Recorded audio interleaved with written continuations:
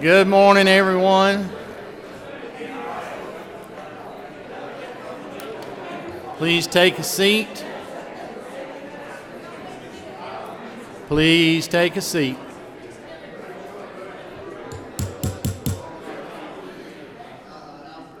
Just a reminder, again, please reserve the seats at the desks for members of both appropriations committees. We may not be full right as we start this morning, but due to the interest in several of the presentations this morning, I suspect we will fill up from time to time. So again, I would just ask that if you're not on the appropriations committee, if you would allow your seats to be used by those on the committee so that they can make notes and be able to look at their books and everything. So good morning. Hope everyone had a good evening. I don't know if Representative Holmes had a premonition or not or something or other, but she has Doctor of the Day here today, and I don't know if she felt like that we may need one today at some point, but anyway, I want to turn the podium over, and I've warned her she's got 2 minutes. I'm not sure she knows what 2 minutes is, but anyway, Representative Holmes, please introduce your doctor. Thank you, Chairman and Chairman Hill. I appreciate very much my 2 minutes today. And I have a very special guest as Doctor of the Day. He's a very special friend of mine, Dr. Chris Maduri, who's with Piedmont Heart Institute. Last year, this time, I was facing heart surgery, open heart surgery.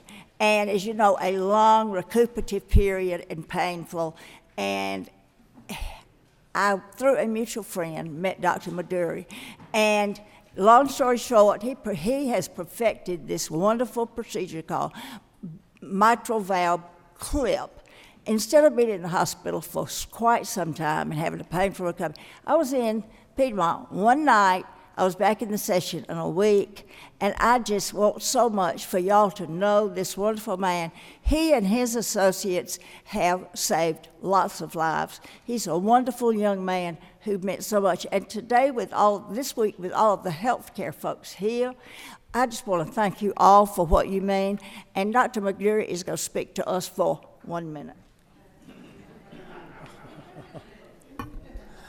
Thank you for those kind words, Susan, and I'll be less than a minute. I thank you again and for the opportunity to be here today and appreciate all of your service to our state. Again, it's truly an honor, and if there's any way I can ever be assistance to any of you, please feel free to reach out to Susan or anyone else. And I wish you the best of luck balancing this budget. So thank you very much.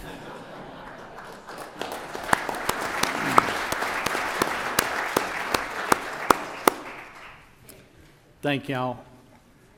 Well, okay, ladies and gentlemen, we've got a full morning, a lot of things on the agenda this morning, and a lot of in-depth discussion, I'm sure. So as we get started today, we have Commissioner Robin Crittenden with the Department of Human Services and Tom Rawlings, the Director of DFACS and Department of Family and Children's Services, presentation on DCH and DFACS and Child Protective Services. So, Commissioner, we're glad to have you with us. Thank you for you both as we get started for the work y'all do every day in our state and taking care of those young and old. So the podium is yours. Thank you very much. Good morning. Good morning, Chairman England and Chairman Hill and committee members. Thank you for this opportunity to come before you to discuss the governor's budget recommendations for the Department of Human Services for the remainder of the current fiscal year and for state fiscal year 2021. My name is Robin Crittenden, and I am the DHS Commissioner. Members of my leadership team are here with me today, including our Chief Financial Officer, Demetrius Taylor, Budget Director, John G., and Legislative Affairs Director, Jackie Tate. Director Tom Rawlings is also here to present the governor's recommendations for DFACS. I have had the honor of presenting to most of you before, but for those of you who may be new to the committee, or for those of you whom I may not have had the opportunity to meet, the Department of Human Services' vision is to build stronger families for a stronger Georgia. We provide individuals and families with access to services that promote self-sufficiency, independence, and protect Georgia's vulnerable adults. With each policy, program, and service we provide, we ask ourselves, and as a result, a stronger Georgia. With that in mind, here's how we use our resources to accomplish our goals, the laws governing our programs, and hold ourselves accountable to the public trust. DHS has about $1.7 billion allocated to protect and serve Georgia's vulnerable populations. When you add the budgets of our attached entities, the total for the department's fiscal year 2020 budget allocation is $1.9 billion. Now we will look at the governor's recommendations for DHS and two of our attached entities, the Council on Aging and the Family Connection Partnership. Georgia Vocational Rehabilitation Agency, GVRA, is also attached to DHS for administrative purposes, and Executive Director Sean Ryan is available should you have any questions for him. Overall, for DHS, the governor has recommended an amended fiscal year 2020 budget of $804.2 million in state funds and $800.7 million in state funds for fiscal year 2021. This amounts to, for amended fiscal year 2020, a reduction in expenditures of $25.4 million, and for fiscal year 2021, a reduction in expenditures of $28.9 million. First, the governor's recommendations include or statewide adjustments. These include Department of Administrative Services self-insurance programs, teachers' retirement system adjustments, the Georgia Technology Authority administrative fees, the Department of Administrative Services cybersecurity insurance premiums, and a $1,000 pay increase for full-time employees who make $40,000 or less. Overall, the governor has recommended a reduction in spending of $25.4 million in the amended fiscal year 2020 budget. For our Division of Child Support Services, the governor's recommendations include $1.2 million in savings in personnel costs resulting from employee turnover. These funds will come from the savings that occur between the time a person leaves a position and the time the position is filled. We call this vacancy lapse. There is also a reduction of $19,900 in projected travel expenses. This reduction does not include day-to-day travel required to perform basic job functions. Also, proposals in departmental administration, including $880,000 for contracts in our Office of Information Technology, $896,695 for savings caused by the vacancy lapse, as I described earlier. This departmental administration number does not include vacancy lapse for DFACS administration. And finally, a $164,800 reduction for the Georgia Memory Net project. Also, for departmental administration, the recommendations account for replacing $160,000 in state spending for aging services initiatives with funds from the Social Services Block Grant, or SSBG. This includes two projects, the first addressing senior hunger and the second to encourage innovation in senior centers.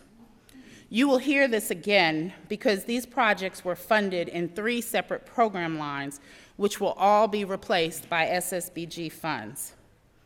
Additionally, the governor has recommended a reduction of $22,400 in travel and conference expenses. As I previously stated, the proposed travel reductions do not include day-to-day travel required for staff to perform basic job functions. These are efficiencies in travel related to conferences and other similar items. In elder abuse investigations and prevention, the governor has recommended the following reductions: $956,000 in savings in personnel costs resulting from vacancy lapse, and $1,322 for savings in travel and conference expenses. Again, this has no impact on the travel required to conduct adult protective services investigations or other travel required for basic job functions.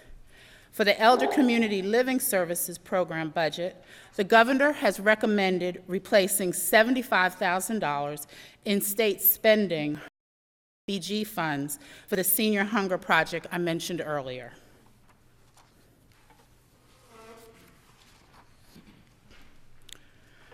For elder support services, the governor has recommended replacing $195,000 in state spending for the Senior Hunger and Senior Center Innovation Programs with SSBG funds, and a reduction of $497 for savings in travel and conference expenses. For residential child care licensing, the governor has recommended $5,741 in savings in personnel costs from the vacancy lapse. Now, I will move to the governor's recommendations for DHS in fiscal year 2021.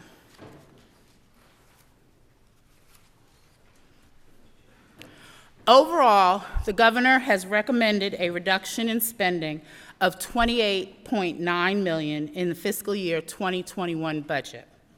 For our Division of Child Support Services, the governor's recommendations include $1.8 million in savings from vacancy lapse, and there is also a reduction of $30,044 in projected travel expenses. Again, this reduction does not include day-to-day travel expenses. Proposed reductions in departmental administration include $1.3 million for contracts in our Office of Information Technology, $1.4 million in vacancy lapse, and in vacancy lapse, which does not include DFACS administration, and then a $247,200 reduction for the Georgia Memory Net project. Also, for departmental administration, the recommendations account for replacing $160,000 in state spending for aging services initiatives with funds from the SSBG. This includes the two projects mentioned before, one addressing senior hunger and the other to encourage innovation in senior centers. Like before, you'll hear this again because these projects were funded in 3 separate program lines, which will all be replaced by SSBG funds. Additionally, the governor has recommended a reduction of $20,700 in travel and conference expenses. These are efficiencies in travel related to conferences and other similar items. In elder abuse investigations and prevention, the governor has recommended $1,983 in savings related to travel and conference expenses. These last two items reflect the same state funding swap for SSBG funds for the Senior Hunger and Senior Centers programs.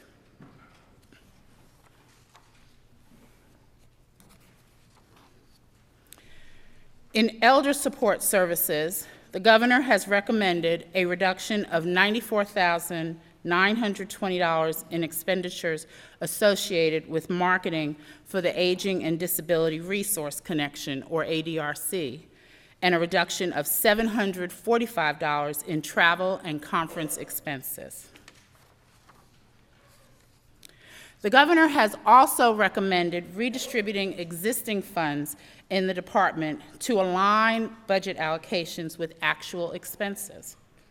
This includes funding 2 existing positions currently allocated to departmental administration, which will be transferred to the residential child care licensing budget, and funding for 1 existing position currently allocated to departmental administration to the Council on Aging's budget.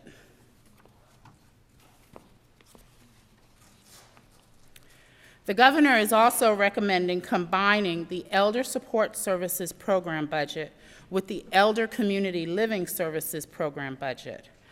The governor is not recommending a change in expenditures here. It's just a recommendation to combine 2 program budgets that cover the same services, such as home and community-based services and Medicare counseling. Finally, the governor's recommendations for the department include reductions for the Council on Aging and the Family Connection Partnership, both of which are attached to the department for administrative purposes. I will briefly cover those recommendations before I conclude my presentation.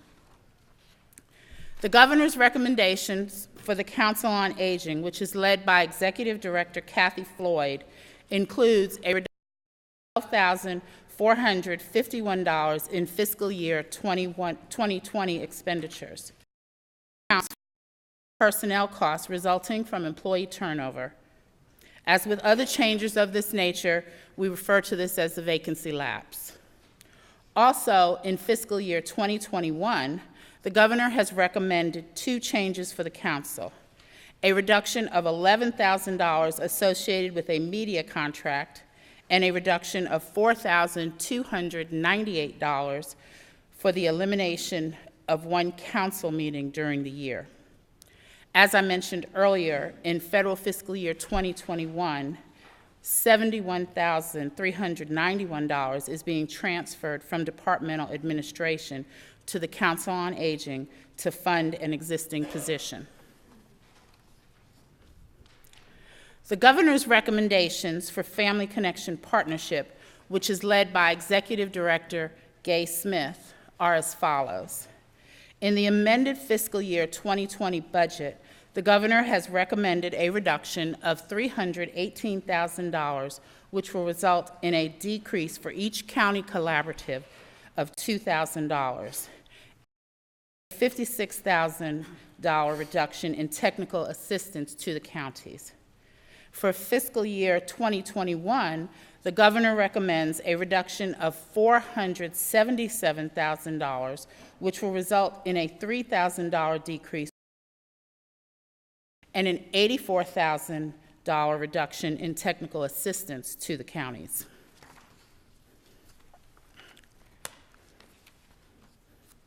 That concludes the governor's recommendations for the Department of Human Services amended fiscal year 2020 and fiscal year 2021 budgets.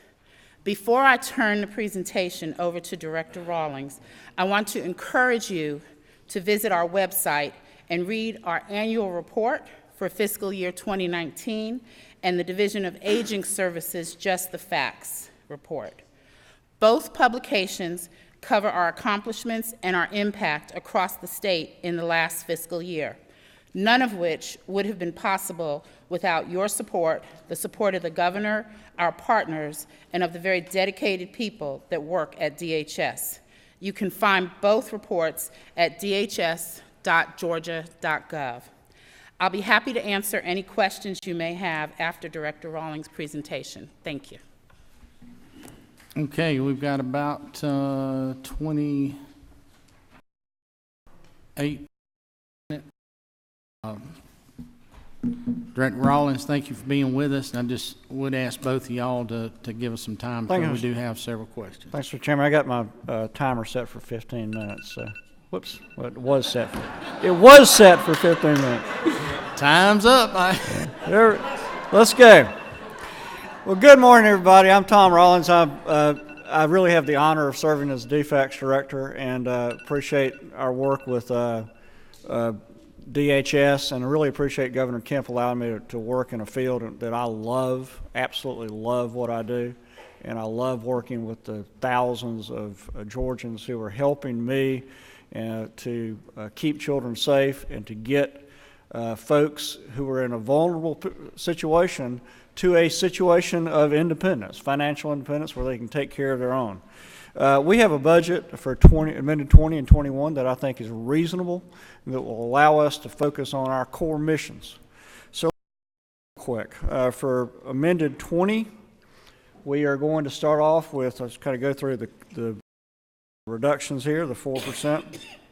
First, we are going to reduce in adoption services essentially one full-time employee. Of course, this will be by not hiring someone. That's $40,000 or out of a $100 million adoption budget, most of which, of course, is funds that are used to support prior adoptions. I will say that our adoptions went up numbers. 1,400 children were adopted from Georgia's foster care system this past year. In child welfare service, we're going to reduce some legal costs that we fortunately did not spend this last year that were associated with our Kenny A consent decree, which is also something that we're working very hard to get out of this year. In child welfare, we are able to save $249,000 in state funds by shifting a federal grant to slot. In child welfare services, again, in our supervisor mentor program, we are eliminating some vacant positions, or at least not filling them for now. Those are 6 out of 62 positions. So as you can see, a very minor, about a 9% cut in that particular program. Also in child welfare services, we have 30 that will save us at about $2.1 million this coming year, this fiscal year. Now, understand that when we talk about vacant positions, what we have been focusing on is leaving vacancies at the state and regional level. There's one place where we have to keep pretty much full employment, and that's on the front line. It is those frontline workers who interact every day with the families of Georgia, who protect children, that we have to keep those guys so that they're working hard and that they don't have a caseload that's too high. And this budget allows us to focus on filling those frontline positions, and in fact, we are really doing well in terms of that hiring. Also on the next page, just make sure we're on the same place. Here we are. Yes, thanks, John. On child welfare services, reducing funds for foster parent recruitment. Essentially, these are some ads we're not going to buy, some media campaign we're eliminating for now. Again, in child welfare services, reducing funds for 6 vacant foster care support services positions. These are, as I said, vacant, and this would be 6 out of 44 existing positions. And we were able to save $2.4 million by basically shifting some TANF dollars to fill state dollars. We're part of a larger statewide transportation contract, and really we found that was not something that was part of our core mission in our division, and we were able to eliminate those funds. We're also shifting some TANF funds that we're covering some contracts that will allow us to essentially save another $970,000. Again, on the next page, we were still in child welfare services, reducing some travel expenses, and understand that as Commissioner Crittenden, when we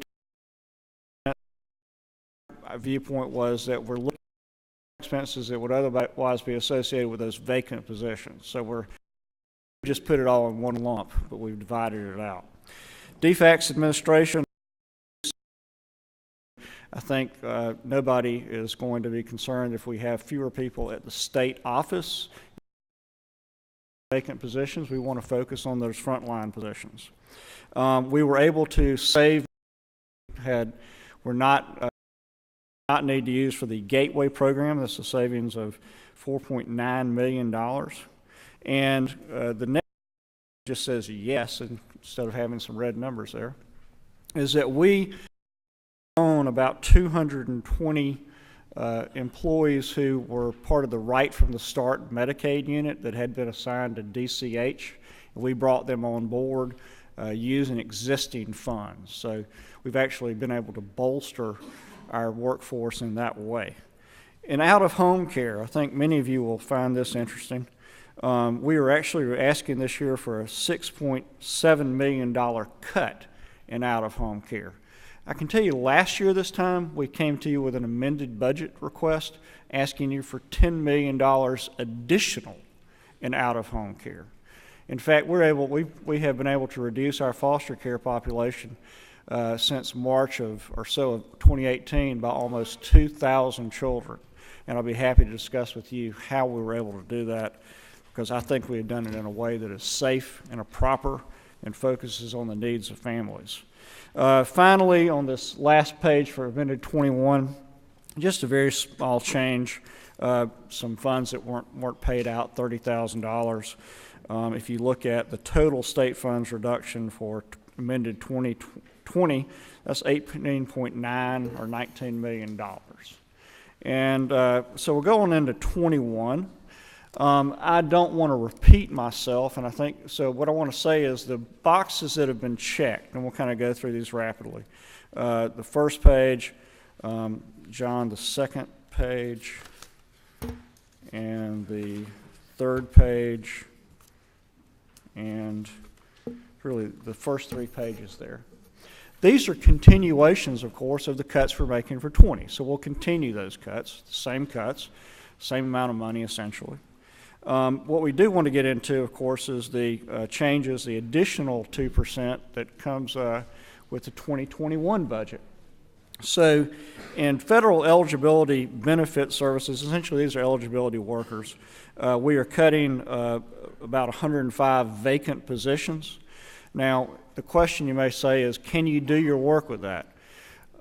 Many of you, or some of you may have met Sean Thomas, who is now the head of our Gateway program. She has done amazing work in the last months, really specifically at Governor Kemp and Commissioner Crittenden's request, in terms of taking actions that are going to speed up our eligibility services, that are going to make them simpler, that are going to really automate some projects. So I feel confident that we're going to be able to meet our obligations to get folks the benefits they need in a timely and accurate manner with the staff that we have. In terms of the next line, of course, is travel expenses associated with those workers. And child welfare services, again, reducing funds for 127 vacant positions. These would be through attrition, again, focusing on ensuring that we have frontline workers that we need, and also focusing on making sure that DFACS is doing its core mission in child welfare, which is keeping children safe when they have been maltreated. What does that mean? It means that we work hard. It also means we work very closely with other agencies.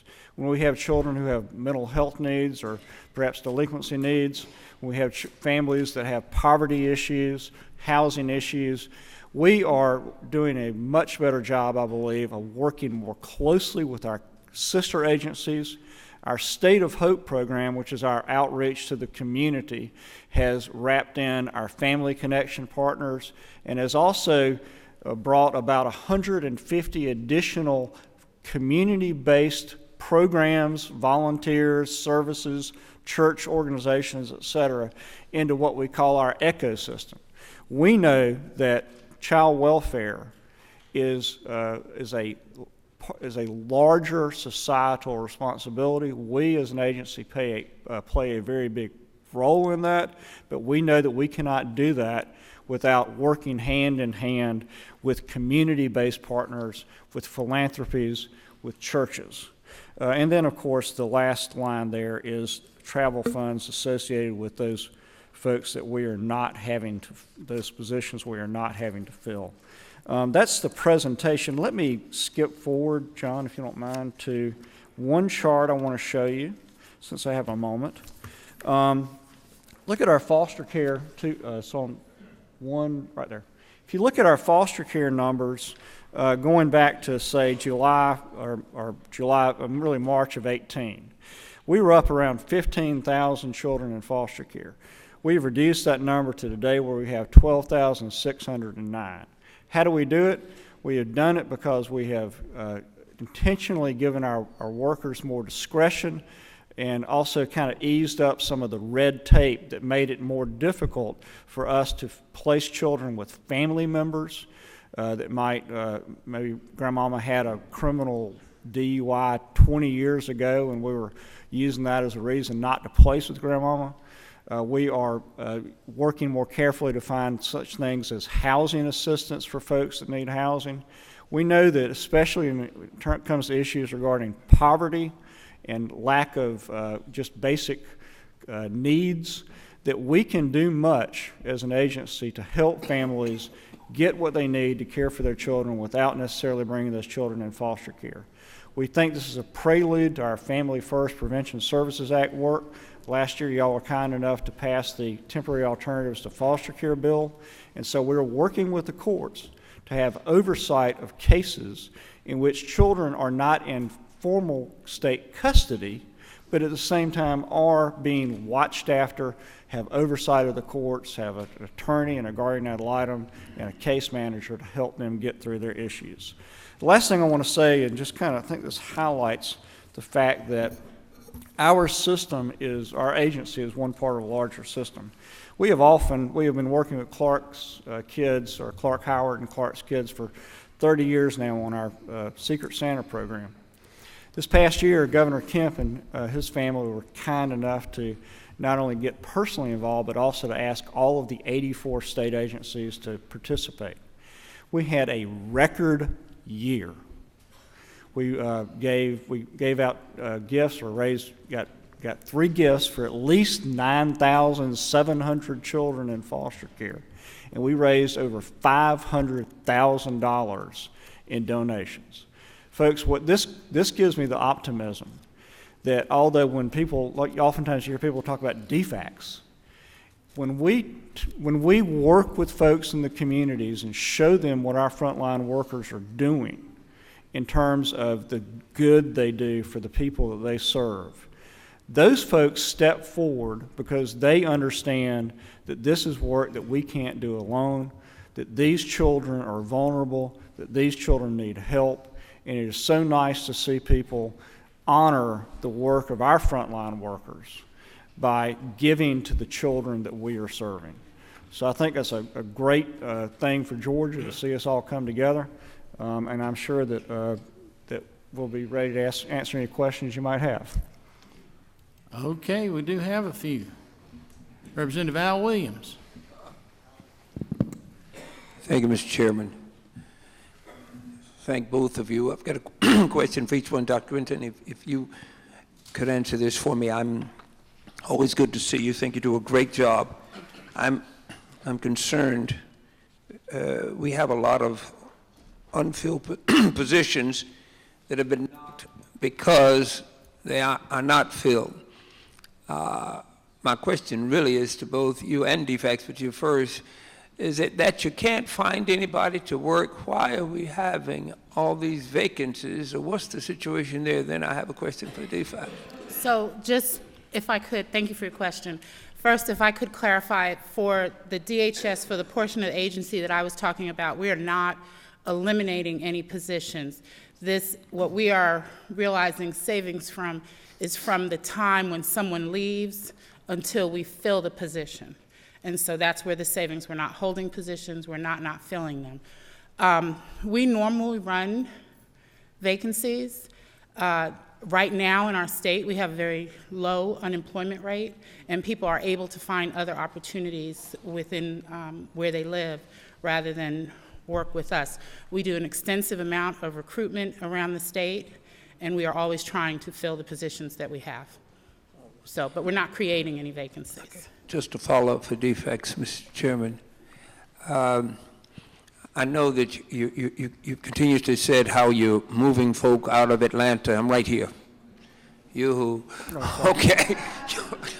I was sitting there going, and I'm sorry, I should have put my glasses on. You didn't see anybody that good looking over on that Yeah, side. I'm Come sorry. on. Come on. Now, what, Hang on. You're talking about moving people out of Atlanta, and I heard that. What happens, even with your own personnel? Who do you talk to when you can't get an answer locally if you've moved all your people out and people that can really answer questions instead of computer answers or people that really don't know? I have a problem with employees who have realistic complaints, and you certainly can't complain to the person that spanked you. So if you lock down in a county, and you've sent all your front line, everybody's front line now, you know, so the Pentagon's empty. So who sends the orders? Where are the generals? Yeah, where are the generals? Yeah. So what we're doing, we've been working very hard for the last year and a half on our culture, okay? That means that, number one, there has traditionally been in child welfare and a lot of bureaucracy, sort of a culture that if you're afraid to speak up because you might get shot down. We have been working very hard to make sure that people know that not only do I got a special email inbox, people call me all the time. I and my leadership team actually go out and talk individually and separately to frontline workers because those are the folks I really care about. I mean, I love my state level experts. I love all the folks at the state office who can help solve problems, but I know that when the rubber meets the road, it is that frontline worker. You go back to the vacancy issue, one of the issues we have in child welfare, not only in Georgia but nationally, is turnover. And so if we can create a culture in which folks are staying with us because they feel cared for, because they feel like they got a reasonable workload, and because they feel like they got somebody to complain to, which is what our supervisor mentors and a lot of our mentorship programs are all about, then they're going to stay with us longer. They're going to get better at what they do. They're going to get wiser in making decisions. So I think that, you know, the question is not so much one of getting people out of Atlanta. It is making sure that when you are running a bit of a tighter ship, that you ensure that the people who are carrying the real workload, the most stressful workload, are in fact at full employment, so to speak. And because we do have turnover, we have to continually recruit for those positions. I'm sorry I didn't have my glasses on. I literally was looking around for 2 minutes trying to figure out where that voice was coming from. Chair Lady Dempsey. Yes, thank you. Good morning for all that you and the entire agency do. I know. I hear a lot about it, and we'll hear more next week, so that will come forward. But I did have one question, which is particularly in some of the impacts of the senior functions that are so important. So I just wondered if SSBG, Social Services Block Grant money, is going to absorb some of that. Was it? And what those funds might have done or might not be doing. So the funds that I was talking about, were for two programs, and we are just doing a fund swap into SSBG. The first one has to do with some of the work. Some of you may be familiar. We've been doing a lot of work these last few years around senior hunger and with the National Foundation to End Senior Hunger. So we'll be able to continue that work, and they were working with several senior centers, more than several, 38 senior centers actually, around the state on various things associated with senior hunger.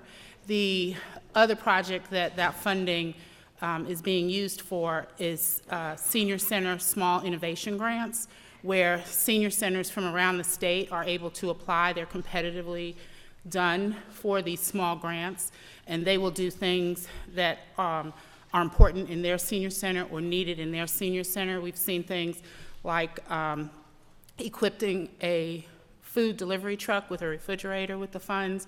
We've seen things like diabetes education in the senior center, just various things. They apply for those, and that's all of those funds are being transferred to SSBG for both of those programs.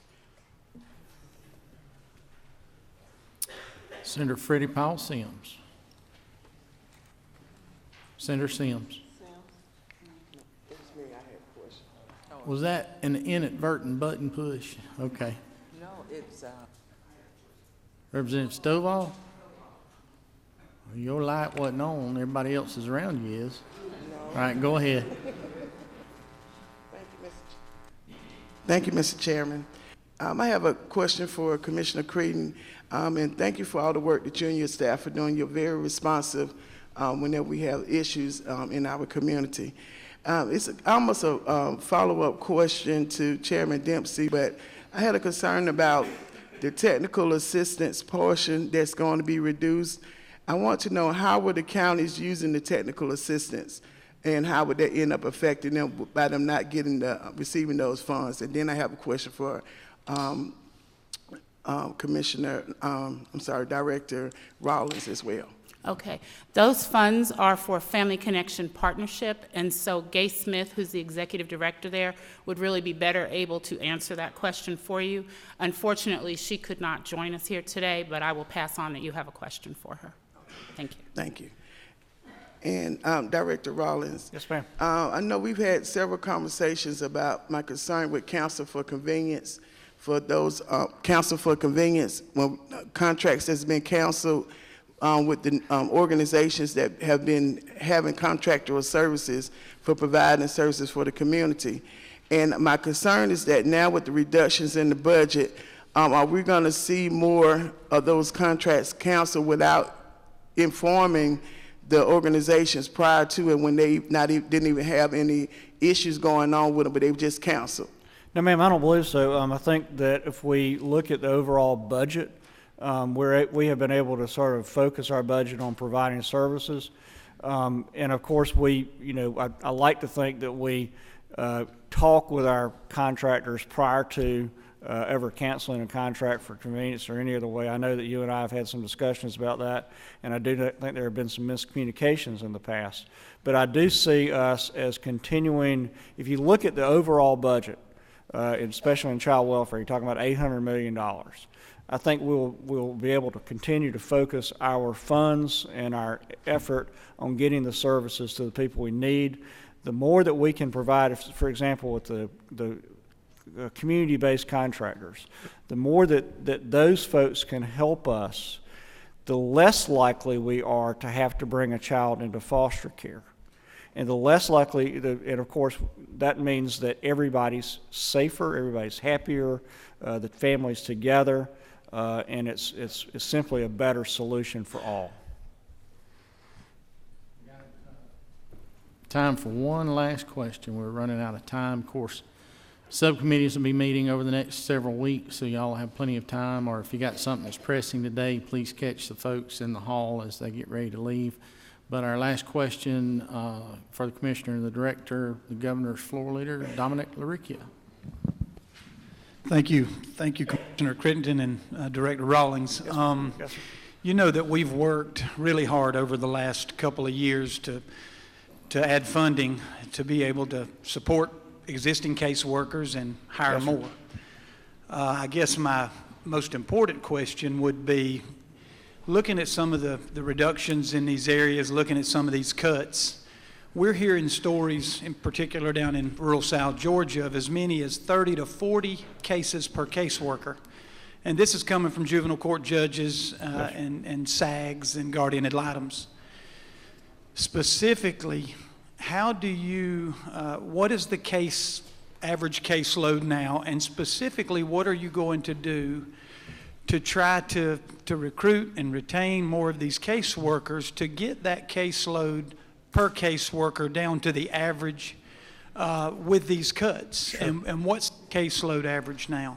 So the average caseload overall is 19, but I think that's kind of it's sort of like living on Mars. The average is probably 68, but one day it's 200 degrees, the next day it's 200 below zero, depending on whether or not you're facing the sun.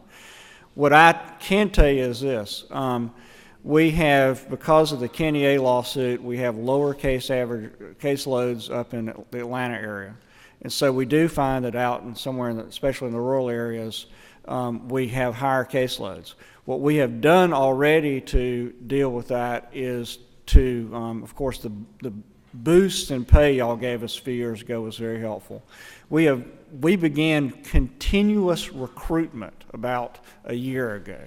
And thanks to the continuous recruitment, we have really bolstered tremendously the number of active employees and have cut down on the vacancies. We still have a way to go, and I think rural Georgia, where I'm from too, is probably one of the harder nuts to crack because of the good economy and because of the fact that I think, as with any government organization, our hiring process is a little slower than the private sector. But we have worked very hard. Carol Christopher back here, I put her in charge of a team working this past year to really speed up hiring and to make sure that we were advertising and to make sure that we were doing it continually. And I think that has helped. But we do have a little ways to go. But I can assure you also that these budget cuts are not going to affect those positions. We need to reduce those caseloads, but also we need to reduce those workloads. It's not just a matter of caseloads. So the other thing that we have been doing is what we call simplification process. We often find ourselves involved in cases and sort of going through a lot of paperwork and doing a lot of papers pushing that did not involve giving folks the ability to go out and see the families and do the work necessary and then get back to the office. So Mary Havoc, who's my Deputy Director of Child Welfare, has been working very hard, especially in the last 6 or 7 months, to reduce the administrative load to get us really, for example, we'd have a case where we'd get a complaint on it.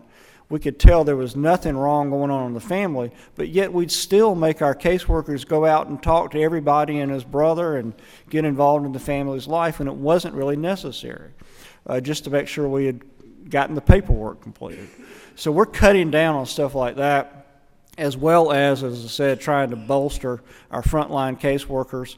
And so if we can get that balance where those folks have the discretion they need to do professional work, where they're well mentored, where they feel like they're cared for, they're going to stay a long time. But we do, I agree with you, we still have a way to go, especially in rural Georgia. Okay, that concludes our time. Commissioner Crittenden, Director Rawlings, thank you and your team for being here, and thank you for what you do every day.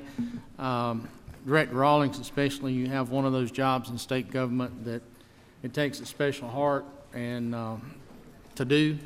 And it's one that it's one of those 2 or 3 in state government I just don't know that I'd want to have. So, but I appreciate it. I really do what you do. Thank y'all. Next up, ladies and gentlemen, we have Dr. Kathleen Toomey, who is the Commissioner of the Department of Public Health. If y'all will allow her to make her way up front.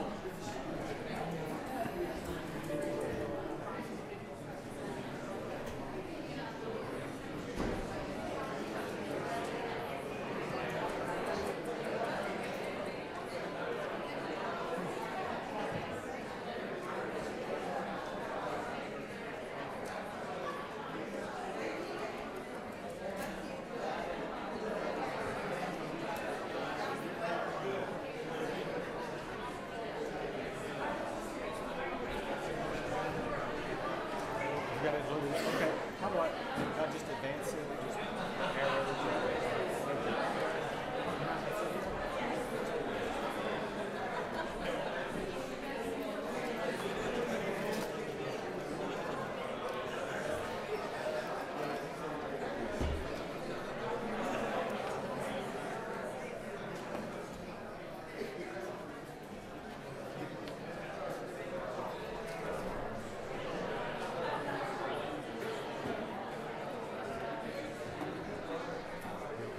Yeah. Okay, ladies and gentlemen.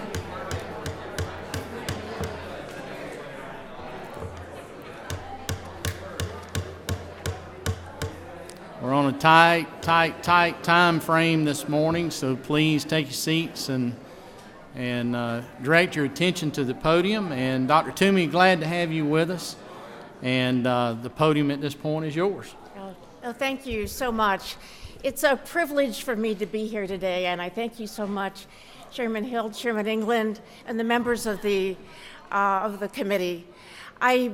Some of you may remember that I was not appointed until the end of session, so I've never had the pleasure of a budget hearing before. So although I can't say I'm new anymore, this is my first budget hearing, and I appreciate the opportunity to talk about public health and the work we're doing and the challenges ahead. In the first slide, I want to show a map that's familiar to you, but perhaps you don't see this very often. This is Georgia, but broken up into the public health districts. We have a very unusual structure for public health in Georgia, probably like no other state in the country. We have 159 independent boards of health that report directly through the CEO, which is the district health director. But the district health directors are state employees, and they report to me. So in essence, I have 1,000 state employees and 6,000 Board of Health employees that indirectly report to me through the district health directors. That leads to, I think, some challenges in terms of management and coordination, but tremendous opportunities for us if we can create a system of public health that can serve the state as a whole, as a seamless system throughout the state. You may not be aware that I was actually a health director for 3 years prior to coming to this position. I was a health director in Fulton County. And coming from that position into the commissioner's job, I think has given me a different perspective of what some of the opportunities are for us here at the state. And when you have the opportunity to meet your health directors from your districts, your home districts, I hope they'll let you know that I have worked very, very hard to try to strengthen the relationship between the state office, the district office, and the counties. Because for us to be effective at what we do, we have to work as one team across this system of health.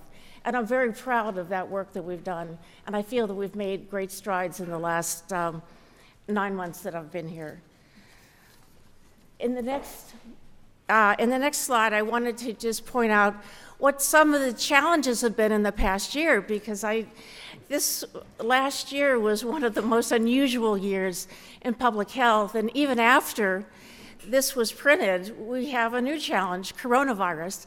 You may be aware that the airport has started to screen passengers for coronavirus. Public health is engaged in that activity. We will be called when they identify someone with potentially infected, and have already lined up our hospitals to assist us with that work. We will probably eventually be doing testing for this in our public health laboratory. Right now, the testing is being done at CDC. But this is the kind of agility we have to have in public health to be able to respond to unexpected events like coronavirus. Last year was, as I said, quite an unusual year for me, who's worked in public health for many years. We were one of the states with a large measles outbreak. I don't know if you're aware of this. We actually had a second large outbreak of 11 people right around the holidays, the Thanksgiving holidays. An outbreak like that requires enormous effort, public health effort on the part of staff to follow up, to ensure the safety of individuals exposed. This was an unusual situation because many physicians have never seen a case of measles, let alone followed up on an outbreak. And so I think this is something we need to be aware of and see what we can do to try to prevent future outbreaks like this. Influenza is in the middle of influenza season. We have and many hospitalizations, over 500 hospitalizations, 6 deaths already this year. So we're only halfway through the flu season, and we're seeing record numbers of cases. You may not be aware that we are experiencing a hepatitis A outbreak in the state and in adjoining states. We are doing a better job, I can say, of controlling that outbreak than our adjoining states than Florida or Tennessee. But the hepatitis A came into Georgia probably near the Tennessee border, worked its way down through the state, metro Atlanta area, and then into the Augusta area. We have actually vaccinated over 71,000 people to prevent hepatitis A, contracting hepatitis A, and we've had over 835 confirmed cases. So it's really quite a large outbreak that we feel we have control of at this point. We had the largest Legionella outbreak in Georgia history last year, which led to the closure of a major Atlanta hotel. That made news, national news. It was, again, something else that demonstrated the effective working relationship between state, local public health, epidemiology, environmental health, as well as the EPD. So I think this is, again, the kind of agility we need to have to ensure and protect the health of the public. And last of the kind of outbreak and investigations we did, I have to raise the issue of EVALI. None of us have ever heard of EVALI before a couple years ago, and that's the e-cigarette vaping associated lung injury, which now has become something that we are dealing with, but still don't understand why it happens and exactly what are the causes. We've had five deaths from that in Georgia, over 40 cases, and are still identifying cases. So these are just an example of the kind of outbreak and investigations we've had to deal with in a very unusual year last year. I also wanted to point out that the other thing that we do in public health that makes us a little different than other agencies is we literally touch every Georgian with our work. And we do that because we inspect every restaurant, whether it's the Sloppy Floyd cafeteria, the Grady cafeteria, or the restaurant down the street. Our inspectors inspect those restaurants, and so we're protecting the health of the public by ensuring that those restaurants are safe. Clearly, we do septic inspections, and one of the important things that I see for us by having a system where we ensure this coordination between the state, district, and local offices, and that those inspections are consistent. That if you're a contractor working in one county, that you should expect the same standards in an adjoining county. That shouldn't be 180 degrees different. Or if you own a franchise food chain, you shouldn't have different inspection standards. That there should be some consistency and high quality across the board through public health. 130,000 babies are born every year. We touch all those infants through metabolic screening done at our public health laboratory. And thanks to your support last year, we now screen 30 health conditions, which is more than many states offer. And we're really proud of that work that we do. And we also are doing home visitation, which is something that public health used to do in years past, and we see as a real, an important opportunity for us to be having an impact on both mothers and babies and social and emotional development of our infants through working in the home. Last, I just wanted to raise the issue of disaster preparedness, which you probably don't think of public health as being a key part of disaster preparedness, but in fact we are. And for those of you who live near the coast, you'll remember during Dorian, we had a major, I call it a full-scale exercise because we fortunately weren't affected by the hurricane, but we did do a major evacuation and set up multiple shelters. Public health has a very important role in that work, and I was so impressed by not only how well the districts and counties work together with the state office for that to happen, but also how the agencies across the state, GMA and the other agencies who are responding to disasters work together. We should be very proud of our capacity within the state to respond to disasters. And clearly the Super Bowl, think of as a disaster, but required an enormous amount of preparedness. Well, enormous amount of preparedness on the part of public health, everything from restaurant inspection to actually testing for bioterrorism agents. And before I get into the meat of this, which is the budget, I do want to talk about our priorities because I think it's important for you to see the frame of reference, the lens through which we're looking at our budget. When I came on board end of March last year, early April, I started to have program reviews to get a better sense of what was happening in Georgia Public Health and engage the districts as well as all the internal programs. And looking at the data, I am an epidemiologist by training, looking at the data, it was very clear to me what our priorities have to include in public health. One is maternal mortality and morbidity. We have among the worst rates of maternal mortality in the country.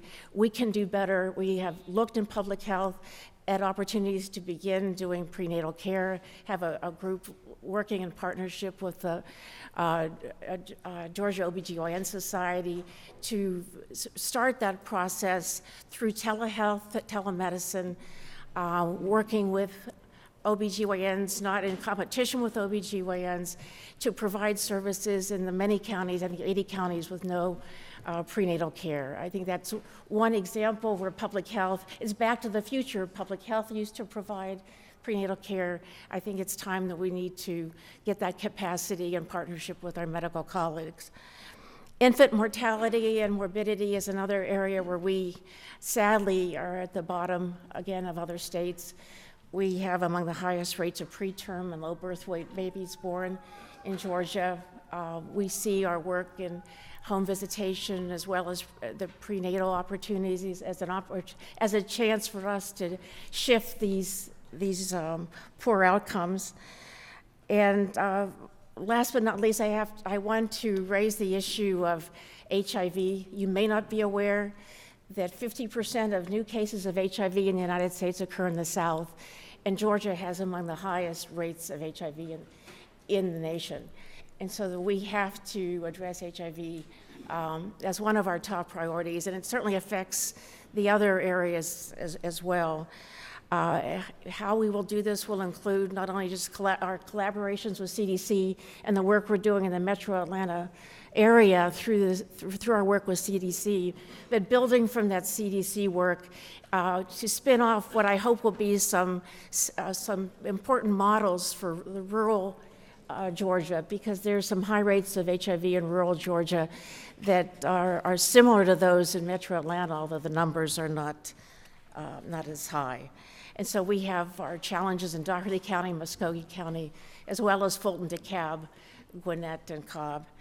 And so these were the areas that we wanted to focus on initially as we work together to address all the other areas of public health and public health work, working together with the counties. Now what you've all been waiting for, the budget. There are a few points I wanted to make as you look at some of these pie charts. One is, if you look at our appropriation, we are not a top-heavy organization. We do not have a lot of money in personnel. Our money is largely 65% is in direct services. And so that makes it a little different than some of the agencies that I'm sure you've heard from. Our contractual services are also, in large measure, direct services, the HIV drugs, the perinatal centers. And so we have kind of a budget that's heavy on direct services and relatively light on personnel. The next pie chart that shows another good news, bad news story. The good news is 60% of our budgets are federal funds. And that allows us an opportunity to move into areas that the state may not be able to support us in. The bad news is federal funds often require us to have some sort of match or state maintenance of effort. And as we look to prepare a budget to present to the governor, we worked very hard with programs to ensure that whatever reductions we were making would minimize cutting any federal funds. And you can't always do that. Not every federal program may be worth doing, particularly in a tight budget year. But that's one of the challenges we have, that we want to make sure that we at least minimize the risk of reducing federal dollars. The final point on this, if you look at the state general funds, which are 40% of our budget, 46% of the state funds is actually grant and aid to the counties. So the county funds represent a tremendous proportion of our state budget. And that's just the facts. And that was one of the reasons why when we began to look at the budget, we were very transparent with the health directors, and they will tell you so. I mean, I talked with them about it and how we will work together to try to make reductions, and that we couldn't begin to think about this without including some thought of how to include the grant aid as part of that reduction proposal.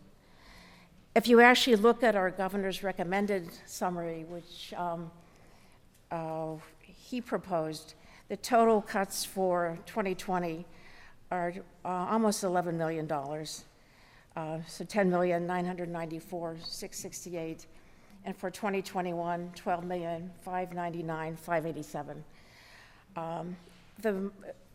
The great majority of those cuts, as I mentioned, are to the public health formula grants to counties. That's the biggest kind of chunk of reductions, because that is the biggest proportion of our state budget. And as I also wanted to point out that, as we looked at this, as we went through our budget process, we were dealing with some fiscal challenges even before we were given our budget instructions.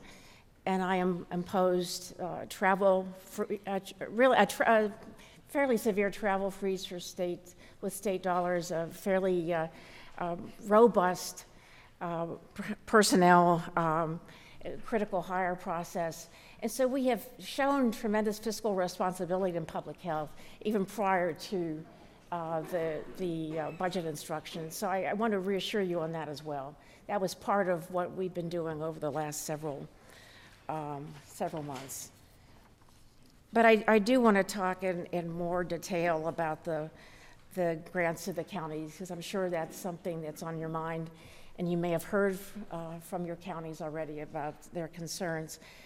Again, I do want to reassure you that this was not done without discussions with the health directors, who have promised me that they will work very diligently to ensure there's no reduction in services. There's enough flexibility with the way grant and aid is provided to the counties, that they will have the flexibility on their end to adapt to the needs and opportunities they have there at their specific county area. They have some flexibilities we don't have at the state office, in that they have county match or overmatch with county dollars, as well as revenues, because they collect fees for septic tank inspections or food service inspections, or the delivery of clinical services, and those funds are their own funds to keep. Those do not come back to the state. So they have some flexibility in their own local dollars, as well as several of them have direct funds from either foundations or federal grants. And so that's not to minimize the impact, but it's to say that I feel that I can stand up here and say that I've worked closely with the health directors and feel good about the fact that we as a team have committed to minimizing any impact this reduction will have on the delivery of services at the local level, which is where the rubber meets the road in public health, and is really what we're all about in our work. You know, to me, the state office supports local public health. That's our job, that's my job, and that's the message that I have conveyed to my staff. And so just to conclude, I just want to thank you. It truly is a privilege to be here in this position at this time. I really thank you for the support you've given public health over the years, and I hope you'll continue to support us in our work and support us as we respond to coronavirus and everything else that comes our way in the coming year. So thank you very much. All right. Thank you, Dr. Toomey. We've got a few questions. We're really limited on time. Vice Chairman Perkle. Thank you, Mr. Chairman, and thank you for your presentation and for putting a pleasant face on a really tough subject matter. The front line of healthcare in rural Georgia is our county health department. That's right. There are many, many counties in this great state that do not have a doctor, but every one of them has a county health department. They have a health professional on site and provides health services in a lot of our communities. And I mean, so the big one that you talked about, I mean, I see $15 million in cuts to the county boards of health. And I'm sure you're aware that many of the cuts in many of the counties, if we're going to transfer some of the responsibility onto the counties to maintain those from the state, then some of these counties have a difficult time keeping their lights on. So additional monies for our public health departments will be difficult on the ground level in some of our counties. But thank you for your positive outlook on a tough subject matter. But it is tough. No. Cuts of this magnitude to our county health departments will be difficult. Okay. Senator Davenport. Thank you very much, Mr. Chairman. Thank you, Commissioner. I'm real concerned about these millions of dollars of cuts to the public health in the recommended budget. But more specifically, Clayton County, we have a concern there about this consolidation of the public health department. And I know you talked about delivery of services, and we really want that. But I guess our question is why Clayton County? Now, I feel actually very good about that, and I would have recommended the consolidation even without a reduction. You know, and that reduction is taking away the health director, but having the health director's duties being assumed by the adjoining district, which is Dr. Obasanjo's district, which has really runs a gold standard health district. We have not been able to hire a health director there for over 2 years. And there were times when I know that they were very difficult.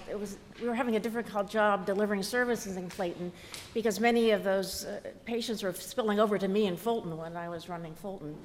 But I feel that this is an opportunity for us to actually strengthen and improve the service delivery in Clayton, to learn from what's going on next door, build on that model that they're doing, actually generate some fee income that they're not doing currently. And I really look forward to an opportunity of meeting with you outside of this meeting to go into more detail about how we might do that. I mean, I think that it's less of a reduction than an opportunity to strengthen services for the citizens of Clayton. Okay. Thank you. Got time for one more question. Representative Glanton, you'd had your light on? Okay, all right. So, Chairman Knight. Hold on. There we go. Try again. Try a different mic, I guess. All righty. Thank you, Commissioner. And I really appreciate what you do, and appreciate the participation, like I said before, you know, sort of the front line in the counties. But we are experiencing some very, very large policy issues around health care, or quite frankly, deficiency, and how do we, as a General Assembly, address these issues. One of them is the mortality rate that is so prevalent in the committee studies that have been going on about that.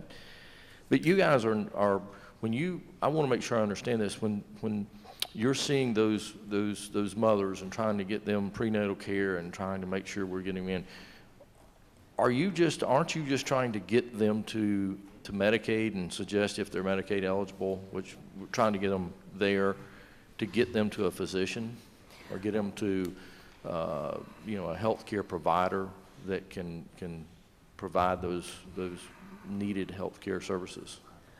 I really appreciate your question because it gives me an opportunity to talk about this multi-pronged effort that we're doing, not only to get women enrolled in Medicaid, to get women and their even prenatally enrolled in home visitation, which I think is going to help them and give them the support they need in the home, but also working with OBGYNs to develop a model. And we've done this in a number of counties already, and the OBGYN Society is supporting us for them to provide prenatal care, working with our nurses in the local health departments through telemedicine.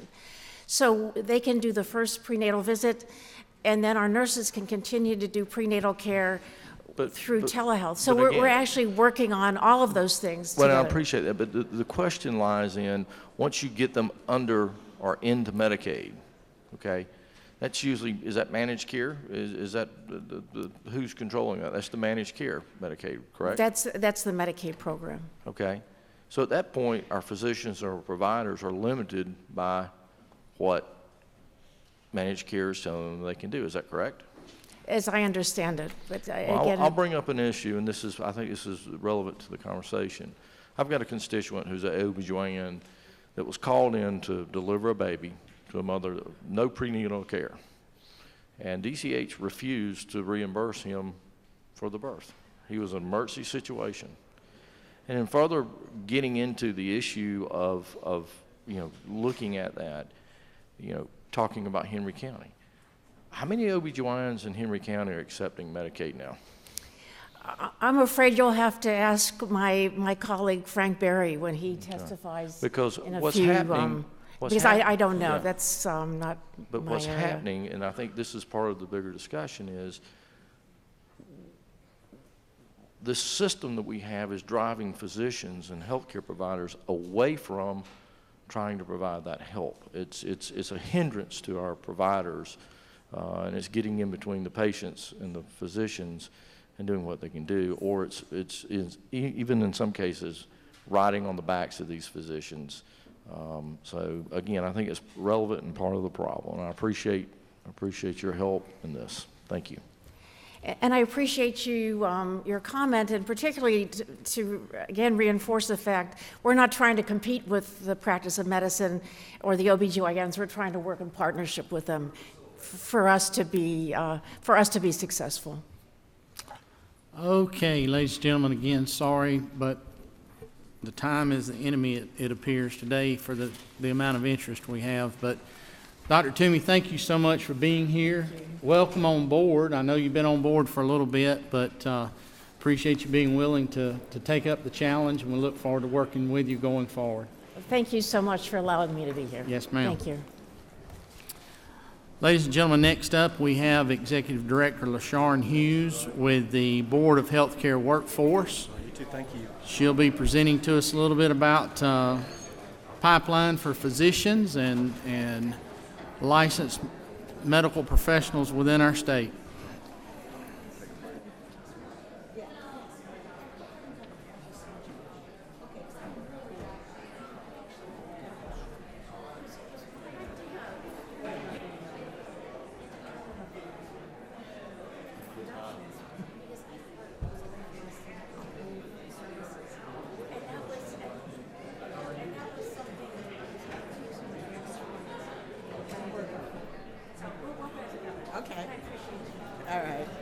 Nice to meet you.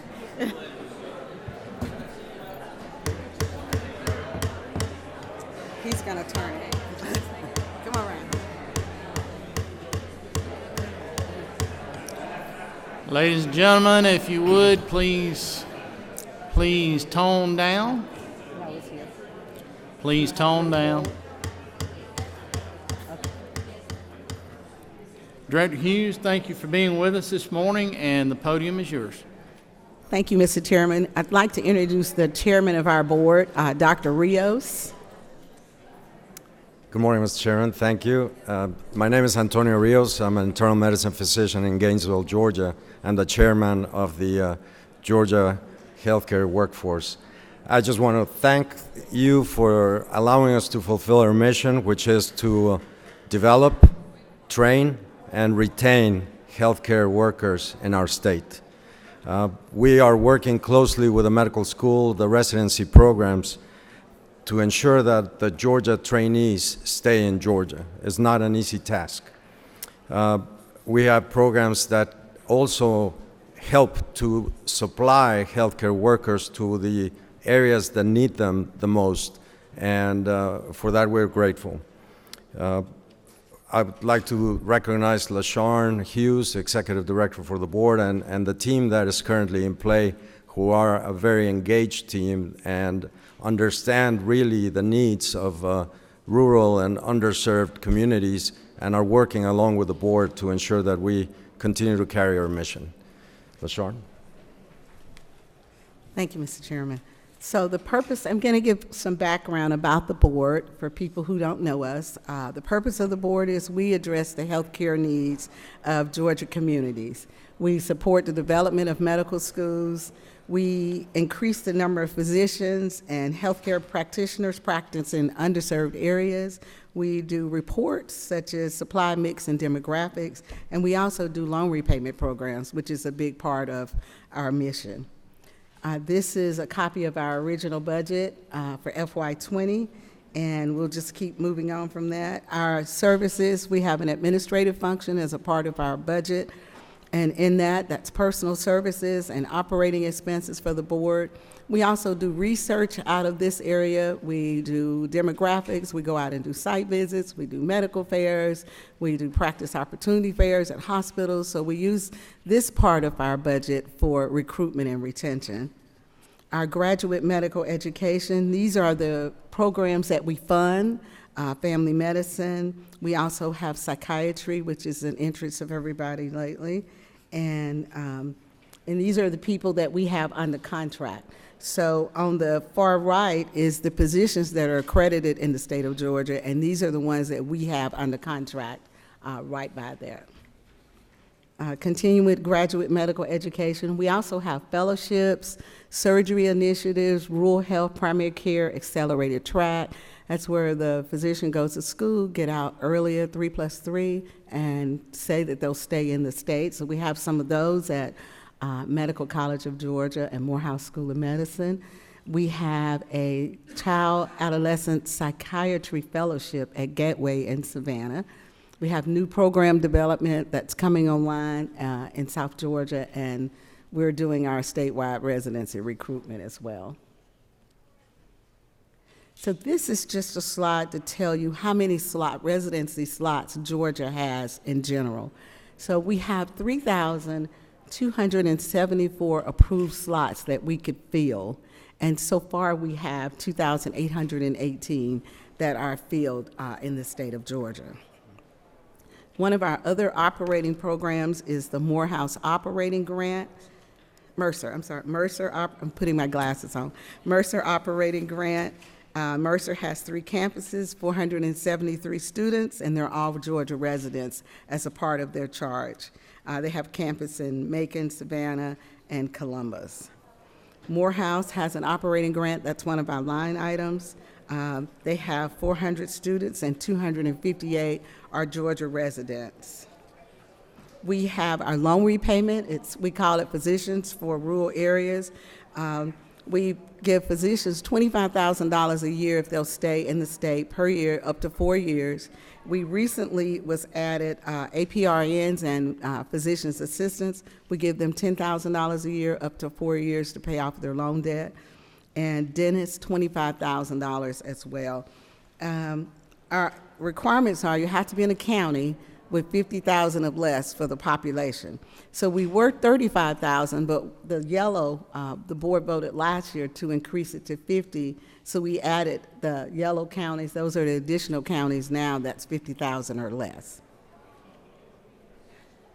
So our Physicians for Rural Health, we awarded 50 awards. We had, original award was 50.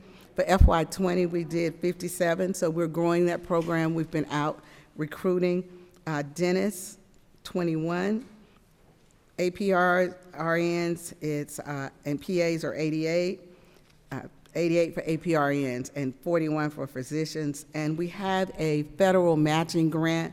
We give $12,500, and the feds match that. So we awarded 7 of those, 7 and then 2 last year. So our loan repayment is important because this is the debt that physicians graduate with. So we survey graduating residents, graduating students, and this is their debt. So there's 88 out of the 568 that answered, 88 had debt over $350,000. So this is why we feel our loan repayment program is an important program for the citizens. And it also gives them incentive to work in these rural areas. Our undergraduate medical education, we help pay for undergraduate medical education, $6,363 per student. And the participating medical schools you see are Emory and PCOM. PCOM has campus development. They recently opened their South Georgia campus, very nice facility. So they have funding for that as well. Our new GME program. So this is what we will see planned. We ask the programs, how will you grow? What are your plans? So I'll give you an example of a rural one. Let's see. I'll go with South Georgia Medical Education Consortium. So they're going to start with family medicine, general surgery, OBGYN. They hope to have 81 positions between now and 2025. So they're growing their programs. Each list that's here are adding more. Coliseum is relatively new, and eventually they'll have 107 residency slots. Our newest one is Northeast Georgia, and they started this year, and they intend to have family medicine, internal medicine, OBGYN, general surgery, emergency medicine, psychiatry, and they'll have a transitional year, but they'll have 194 new slots coming online. So it gives you an example of how our graduate medical education programs are growing. So on page 123 is our FY amended budget. You'll see the cuts there, $100,000 for administration, $327,961 for graduate medical education, and they're listed on your PowerPoint and in your book.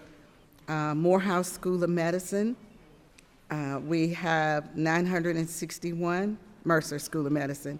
Morehouse, $1,157,000.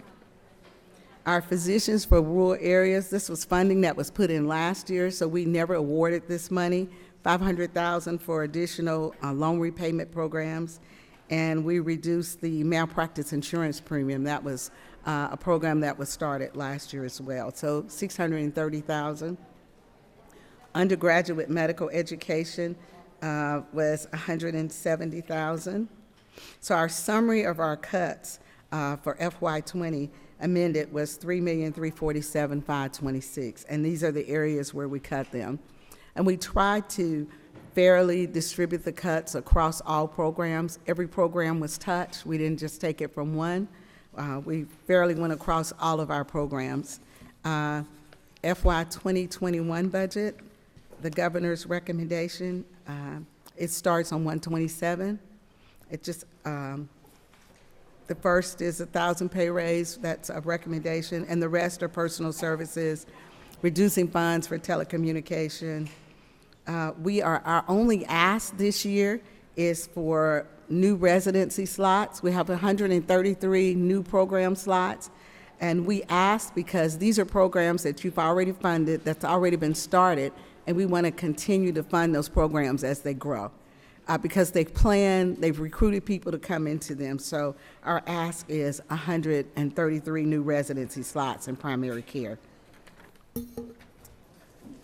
We reduced funds from Memorial Health. We cut our statewide medical fare.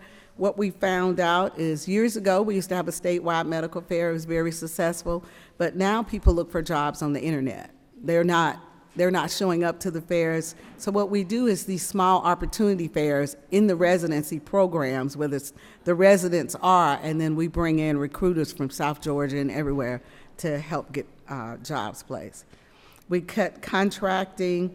We reduced funds for fellowships, startups, rural surgery, and so our cut for this area was $1.8 million.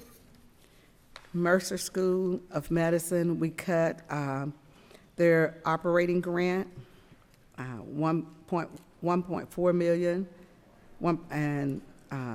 we had additional funding put in, so it's really 601. We cut Morehouse, 1.7. And again, we cut the physicians for rural areas, the malpractice premium for physicians and dentists. On undergraduate medical education, we are cutting the PCOM money for 318, reduce the capitation at all of the medical schools across the board, and that was 602. And the final sheet just shows the summary for FY 2021 for the governor's recommendation, and that's 1.7 million. I'll be happy to, me or Dr. Rios would be happy to answer any questions that you have. I'll start off with a question myself. In looking at the changes in the amended and in the FY21 budget, it stands out pretty well that many of the programs and initiatives that the General Assembly has had over the last several years in trying to address the issue of the workforce shortage in rural Georgia, that whether it's Mercer, whether it's Morehouse in rural and underserved areas, whether it's physicians' loan repayment program, whether it's the medical malpractice programs, the things that have been added over the last several years, all of those seem to be offered up. Is any reasoning behind those things, knowing that we have such a crisis in rural Georgia? We have 8 or 9 counties without a physician, period. Another dozen or so that have only one physician. We have individuals needing care from OBGYNs that are having to drive an hour and a half in one direction or another to get those services. And we've concentrated very hard in this General Assembly over the last several years to focus on trying to build that pipeline of physicians, practice extenders, OBGYNs, all of those issues, all of those areas that we've tried to expand into, but yet it seems that those things are the ones that are taking the brunt of these cuts. Yes, sir, and the board certainly understands the need. That's what we do. We understand the need of OBGYNs, hospitals to be open, pediatricians, surgeons. But when we were asked to make the cut, we looked at the budget, and I had him put the summary up, and looked at all of our programs and tried to fairly take it. We didn't want to just take it all like from Mercer or Morehouse because I have more funding, but to fairly look at all of our programs and take a portion of it to allow to meet the cuts. And we are aware of that, Dr. Rios. And I'm not trying to be confrontational on it. It's just that it bothers me that we all have our urban and suburban and rural friends, all we've coalesced around this issue, and yet it seems to be one of the things that we've worked the hardest on, seems to be one of those things. But I understand that y'all were given a directive and goals you had to meet, and we understand that. So I'm not trying to pick on you. I'm just trying to make a statement, I guess, more than anything. But we did look at the newer programs that we had not already funded to take the funding from the newer ones instead of the established programs where the schools and the programs had already committed to have these residents coming in.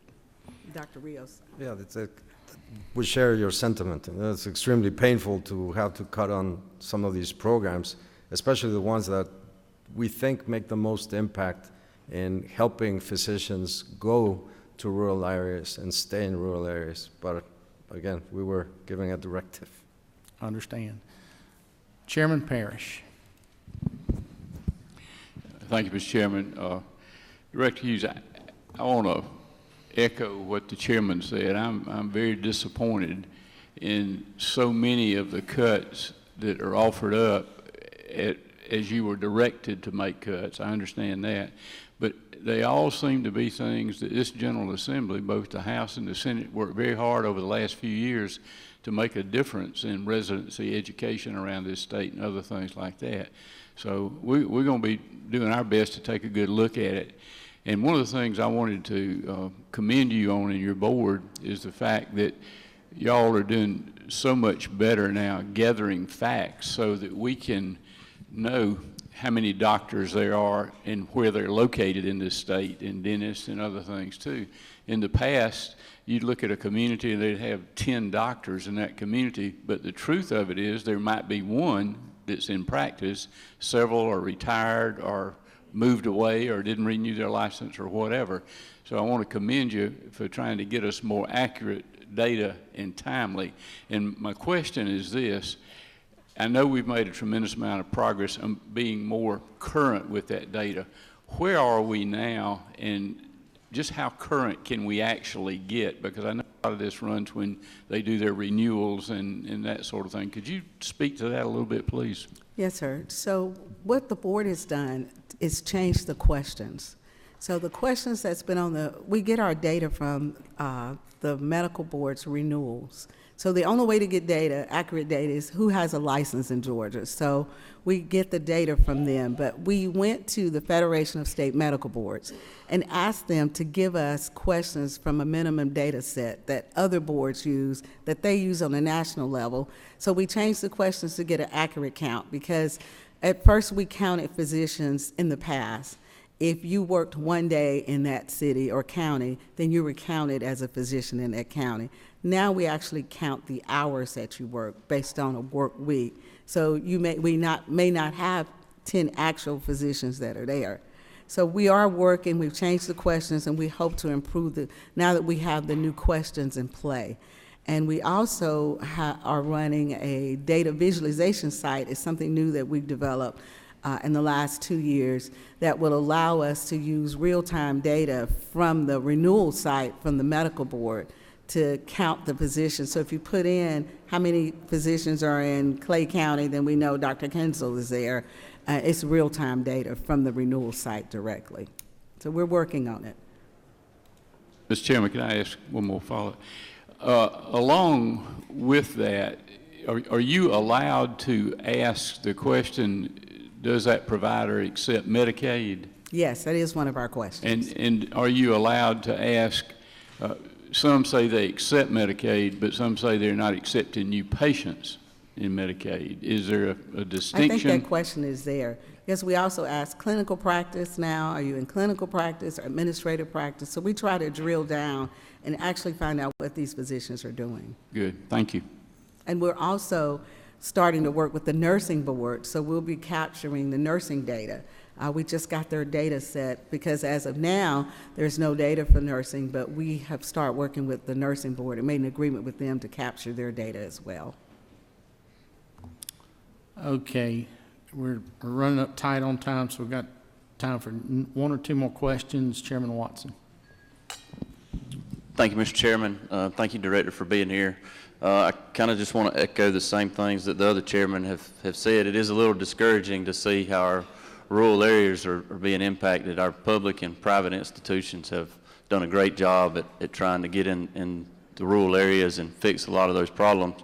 But more specifically, I noticed that the PCOM cut. I know it's down in my district, and there are brick and mortar facility in South Georgia, and we always hear that if these students go to school, where they go to school and where they do the residency, they stay there. And I hate to see that in there, but I hope you and your folks will work with us to continue to try to help them out in what they're doing down there. And then I also know that the Georgia South residency program is trying to kick off a rural psychiatric residency down there, and they've already got some federal funds, and I hope we can work to help them get that off the ground, because we have such a great need for mental health, especially in rural Georgia. So thank you all for what you do. Representative Hughley. Thank you, Mr. Chairman. Seems like the chairman have already covered what I wanted to say. I just want to echo them that this is very difficult for us as we try to attack maternal mortality and the other major health issues that we have in our state, and we know that we don't have the medical professionals across our state to do that. So this seems counter to what we've been trying to do. And of course, I appreciate the work that you do. Thank you. We appreciate it. It was very difficult for the board to make the decisions for some of these cuts that we had to cut. Representative Hawkins. Thank you, Mr. Chairman. I just want to echo what I've heard some of the other chairmen say, and that is, I'm troubled by the reduction of loan repayment and the liability. For years, I've been an adjunct professor down at MCG and work with young folks coming through the office, and I hear about their concern about their mounting debt. And they're making decisions on where they're going to practice throughout that educational period. And years ago, we had the loan repayment for physicians and dentists. And then when times got tough, we cut them out for the dentists totally and cut back on physicians. Now we're doing the same thing again after we reinstated it. You know, we're going to create a situation where students are not going to be able to make those decisions any longer. And this really hurts our move back into the rural areas with these folks. This is a big thing to them to know that they can go back home and practice and not have those debts on top of the situation of maybe not having a full practice for many years. So I know you do a good job, and I know your department's struggling through all this. And this morning I've heard that, you know, over and over again, well, we're saving money on money we haven't spent. Well, that sounds pretty logical to me, but you're not in that situation. So maybe we can help you on our side too, okay? Thanks. Okay, we've got time for one last question. Representative Bruce, way in the back. Thank you. I'm over here. Have the schools already been notified of these cuts or potential cuts?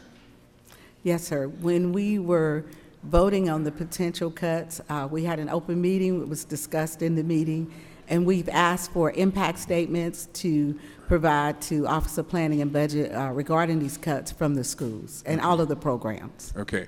And then secondly, is anyone looking at the cost of these cuts in terms of, you know, 3-4 years down the road, if we don't have the right number of people in place to provide these services, people getting sick and then having to go to alternative ways to get treatment and care, there's a cost on the other end of this too. Is anyone looking at that? Well, the board could collaborate with Department of Public Health and Community Health on the impact of our budget cuts. We have not, but we're willing to talk to Commissioner Berry and Commissioner Toomey regarding that. And I think we're at a particular time in which we have the majority of the physicians 55 and older, so that means that the number of retirees is going to increase very quickly by a large number, and we're just playing catch up to raise that. It doesn't seem that we're going to get caught up. So I think starting to think with other healthcare workers and see how, thinking outside the box, how are we going to supply? The truth is we're not going to supply enough physicians or produce enough physicians to meet the demand. We're not going to be able to do that, so we need to do it in some other ways. Okay, last question. given all of the possibilities of things happening, emergencies, just like you see what's going on overseas now, with the different diseases that are coming in. I mean, new stuff every day. Do we have a backup plan to be able to meet unexpected medical crises that seem to be popping up all over the place now? So if I understand your question correctly, I would say that maybe an example could be the new threat of the new coronavirus from China. Yes. Are we prepared? I think that collaborating with our Department of Public Health and the CDC, we try to do the best we can. As of yesterday, I know that there were several alerts sent out in a massive blast that we received as healthcare workers, and wherever we were located in the state, as to what it is, what the plans could be, what do we need to do when we suspect. So I think that we are as prepared as we can be, and I'll leave it like that.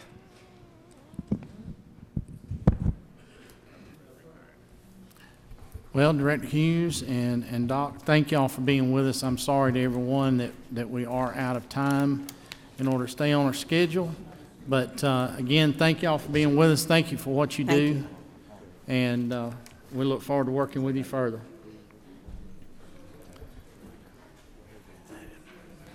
I noticed a glare in the back of the room just a little bit ago, and I realized it was Frank Berry's bald head shining back there. So,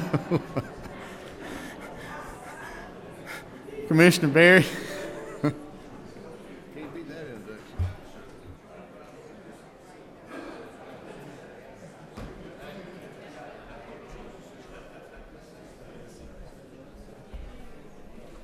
You can sit there, Kelly. I'll stand back here.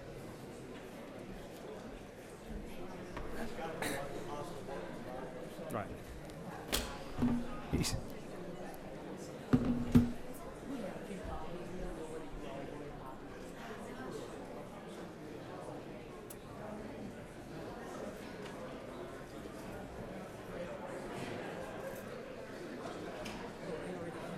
Okay, that's great.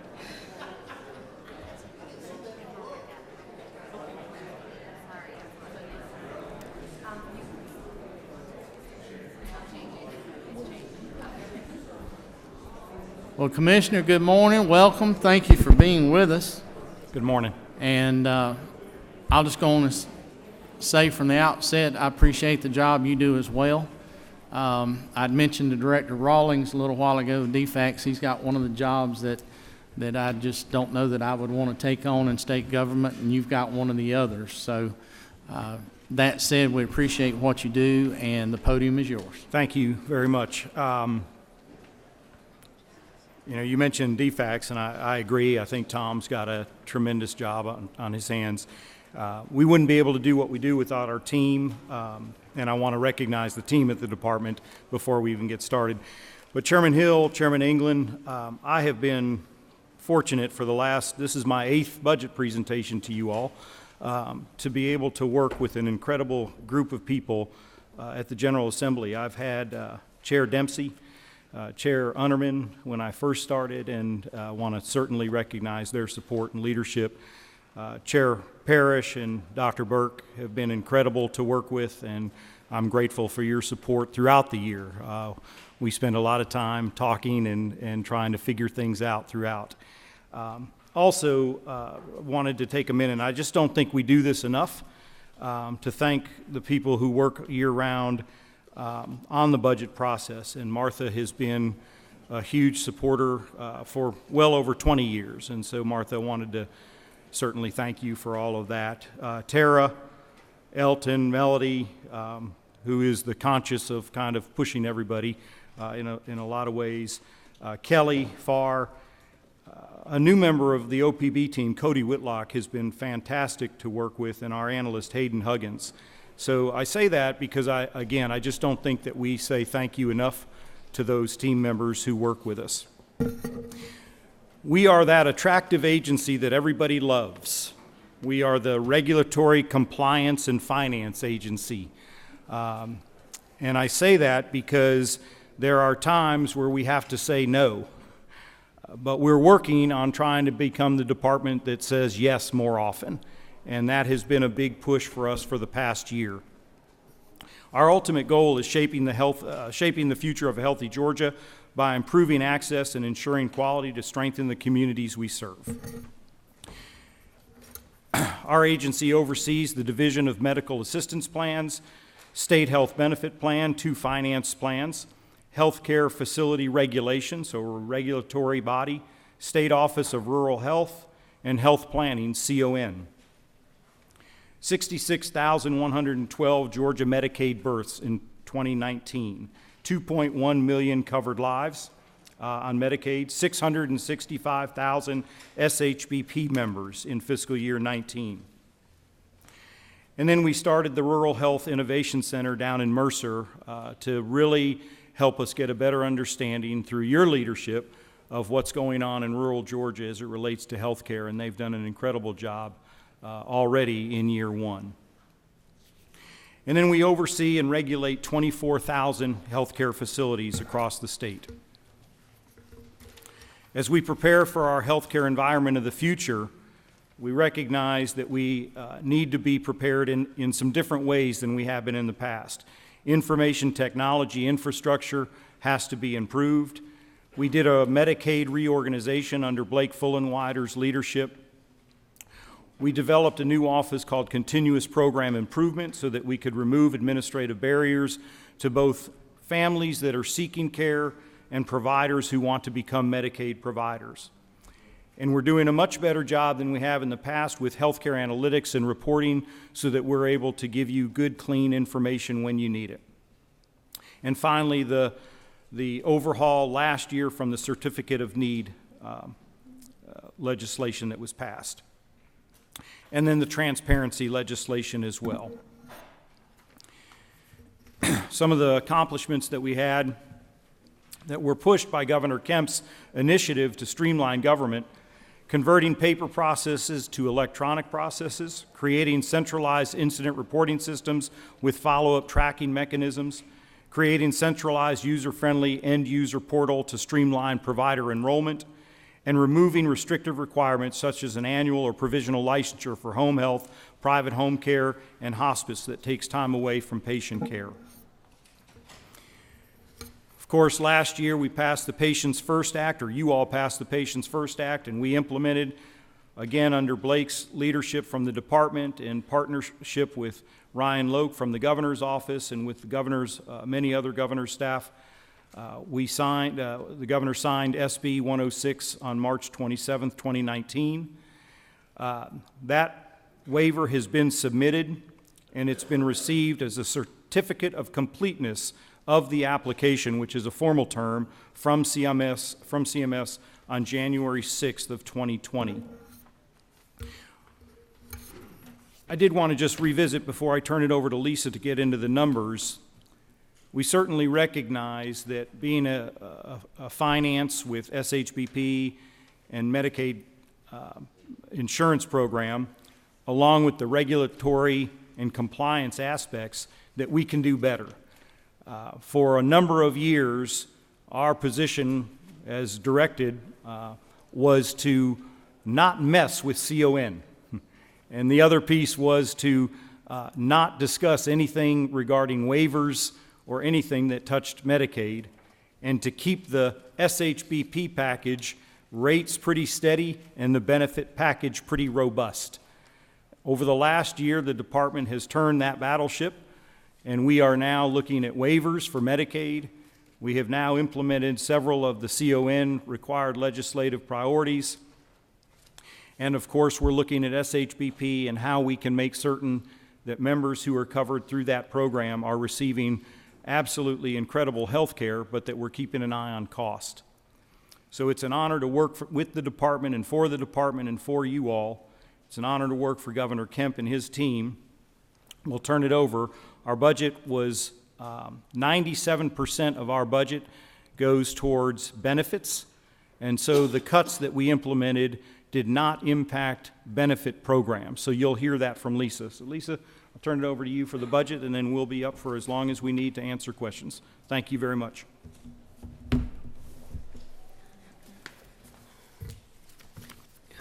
Good morning.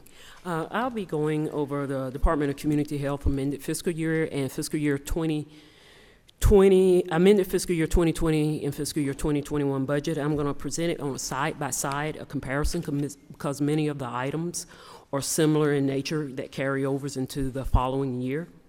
And I'll do this programmatically related to the Department of Community Health. The first program is the Departmental Administration and Program Support. And the first of those reductions is $2,544,383 reduction in the amended year. And that same reduction will also be in fiscal year 2021 of $3,711,633. And that's the transition right from the start Medicaid to the Department of Human Services. And those activities have already been transferred over, and they were transferred over on November the 1st of 2019. The second reduction for Department of Administration is to reduce funds for personal service to reflect projected expenditures. That's $201,343 in the amended year, $476,614 in the base year. And those reductions are managing our vacancies as it relates to the reduction in personal services and some temporary positions that were eliminated. The next reduction is to reduce funds for contractual service to reflect projected expenditures. And in the amended year, that was $703,656, $1,385,657 in the base year. And those contractual reductions were contracts related to our hourly contracts that we can better manage, and we can manage the hours related to those, and that's resulted in those reductions. The workload adjustment that you see, those are the statewide changes that are actually in every agency's budget by the Governor's Office of Planning and Budget. And those particular changes, $4,901 in the amended year, $39,915 reduction in the base year. And those are changes such as administrative personal liability insurance that goes through DOAS or teacher's retirement system, those statewide changes that impact all agencies. The next is a transfer, and that you only see that in the base year, which is fiscal year 2021, of $3,730,520 from low-income Medicaid to Department of Administration. And that transfer is really for our contract related to our system, where there's always changes related to whether there's a nursing home rate. We have to always get our contracted vendor that manage our system to do certain changes in the system, and it's by per member per month cost as it related to that contract, and this is just the escalation cost as it related to that, and we transferred that from LIM to departmental admin. The next is an increase in funds for the reduction in the enhanced federal medical assistance percentage of $3,354,747 in the base year. And this is related to a change on the federal level with the reimbursement percentage going from 88.61% to 76.92%.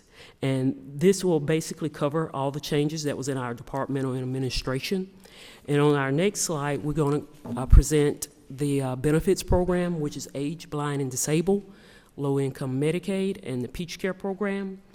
And you see some of the changes reflected in the amended year and the base year, but more in the base year than the amended year.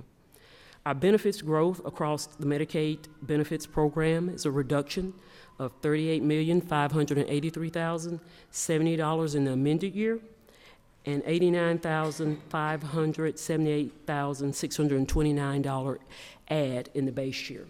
For the amended year, I would like to state that that's a growth in ABD, age, blind, and disabled, of $65,267,880. And what you see as an overall reduction really comes from the LIM program, low-income Medicaid, and it's a reduction of $109,568,690. And Peach Care has a growth number of $5,717,740 add. The next item is Medicare Part B, and we usually present this to the committee every year, and these are federal mandates that come down regarding the dual eligibles. And the Medicare Part B is the Part B related to premiums for the dual eligibles in the Medicaid program, and it's an increase of $6,780,737 for the amended year, and $5,229,000 for the base year. The next is Medicare Part D. That's also a federal mandate as it relates to the prescription for those who are dual eligible for Medicaid and Medicare. And it's an increase of $3,936,297 for the amended year, $5,229,225 for the base year. For the remaining adds or reductions, it would be for the base year only, and that's a federal medical assistance percentage reduction as it relates to fiscal year 2021. And there will be an increase in that particular item for the benefits program of $16,435,322 for the base year. For health insurer fee, that'll also be an add as it relates to the health insurer fee. This is the amount that represents the reimbursement to CMOs for the Medicaid portion of the health insurer fee, and that's an add of $38,876,700 for the base year. The graduate medical education and inpatient medical education line item is an add for $2,935,770, and that is actually an initiative to expand the number of hospitals that have a graduate medical education program, and two of the components for the graduate medical education is the direct and indirect medical education as it relates to that, and that's an add of $2,935,770. An enhanced federal medical assistance percentages for the Peach Care program is an increase of $59,982,382, and that's an increase in the percentage as it relates to the enhanced rate in Peach Care. The next is a transfer, and I mentioned this in the Departmental Administration program, and this is just a reflection of the transfer out of low-income Medicaid to Departmental Administration for that contractual piece with our vendor that manages our systems. For the next item in our budget will be some of the additional programs within our budget. It's Indigent Care Trust Fund, and it's an add of $23 million in the amended year. And this is the portion that of the disproportionate share hospitals represented by private hospitals, where you have to put up a match as it relates to that. Public can have an intergovernmental transfer, but for the private hospitals, they have to have a state general funds appropriation, and this is the appropriation of the $23 million. Next program is Georgia Board of Dentistry and Pharmacy.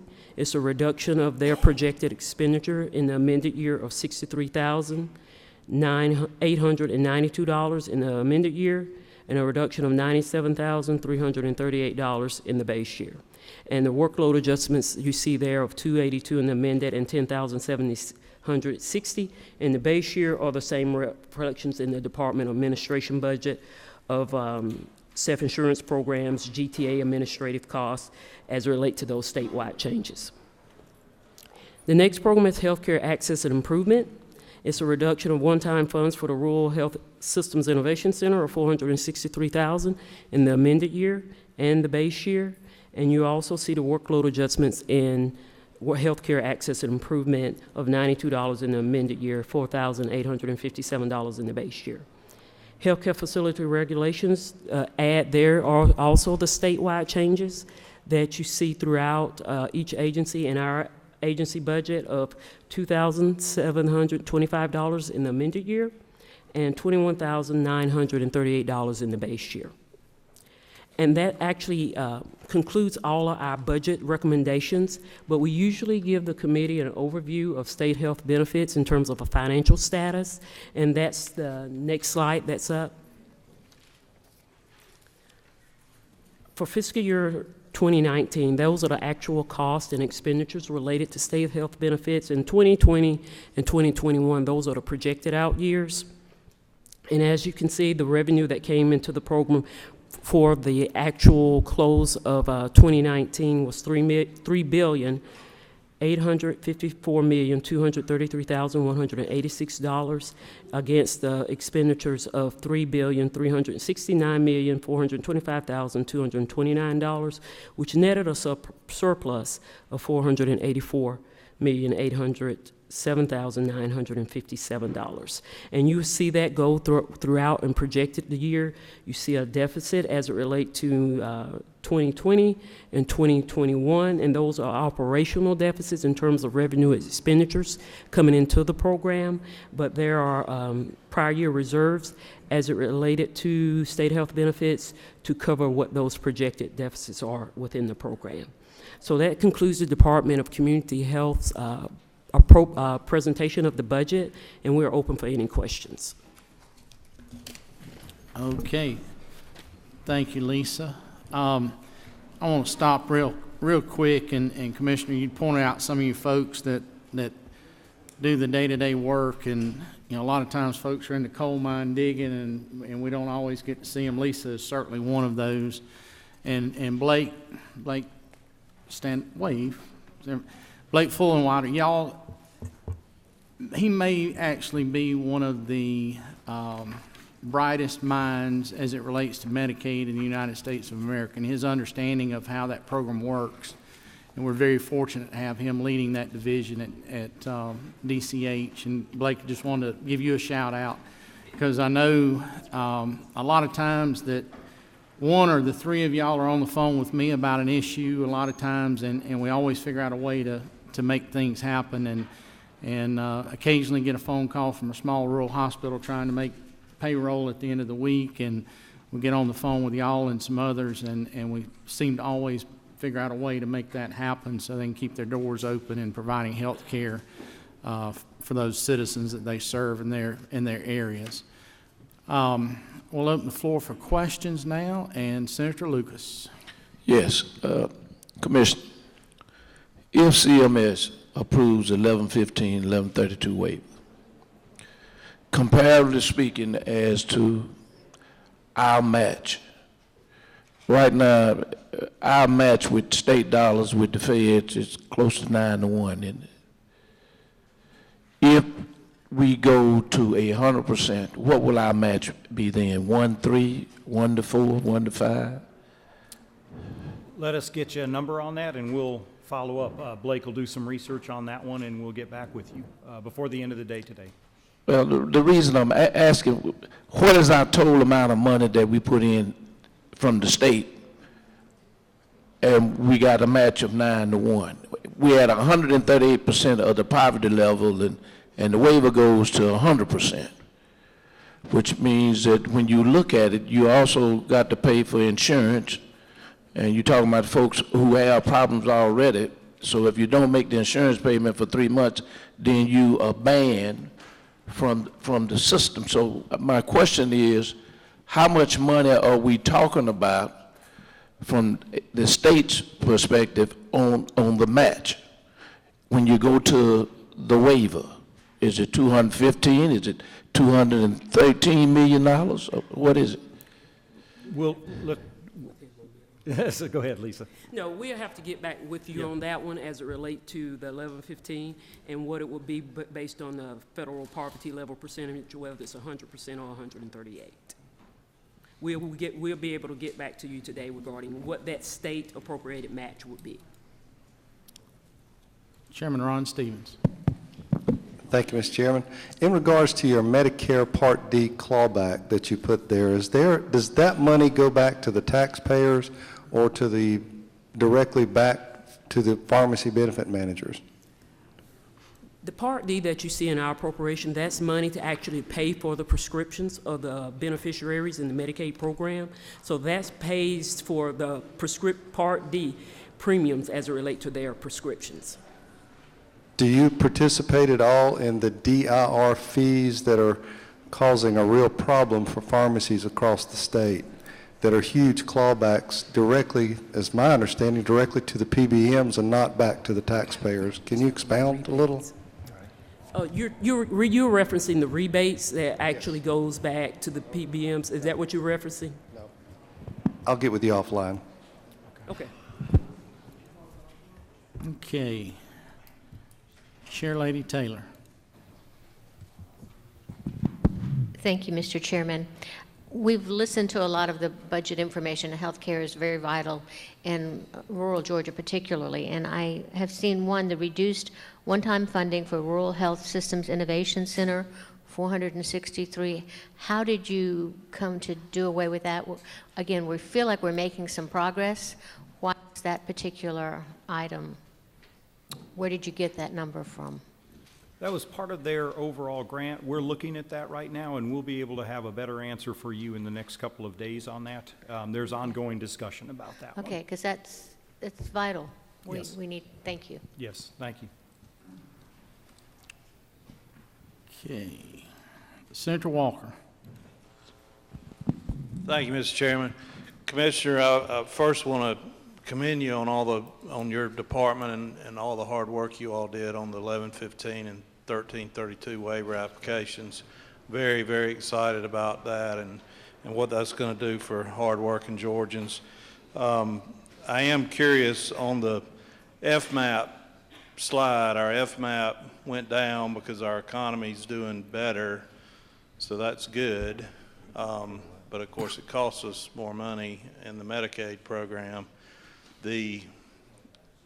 Aren't we getting about is it 60-40 share from the federal government on Medicaid currently? Is that correct? Yeah, Lisa, can you go back to the FMAP slide? That's approximately 67-33. Okay. So my question is on the FY 2021 figures for your budget for Medicaid, is that anticipating a 90%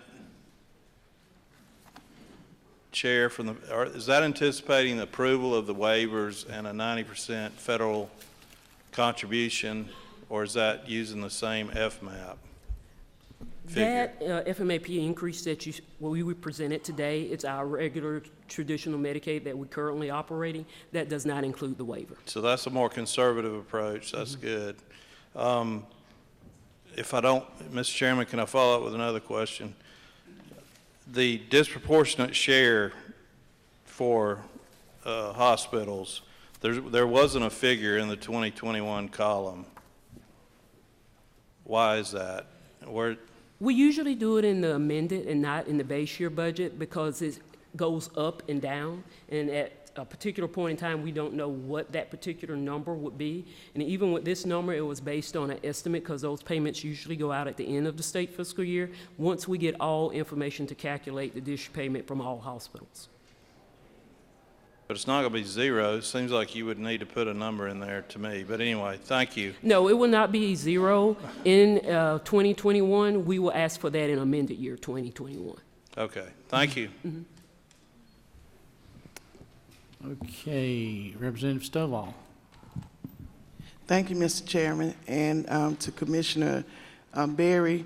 I brought up an issue when session started about charter schools not being able, that have less than 50 employees, not being able to access the state health benefit plan. And I do want to thank your department for working diligently to rectify that problem. But I want to know, how old is the interface system that you all are currently using? Because I know when they got ready to use the flexibility plan with DOAS, they didn't have any problems with them being less than 50 employees. So the system is about 10 years old, but it's renewed pretty regularly. It's updated pretty regularly. And I know the school that you were advocating for, we recently were able to get enrolled. It's a challenge with a small school. They were the only ones that we had a struggle with the interface. So we're still looking at why that happened. So I don't really have a better answer than that, other than it was a unique situation that occurred. They were the only ones that there was a delay and we'll continue to work with them to make certain that their team members get the SHB coverage that they need. Mr. Chairman, can I follow up? Actually, when I talked with the State Commission as well and Georgia Charter School Association, there were other charter schools that had that problem.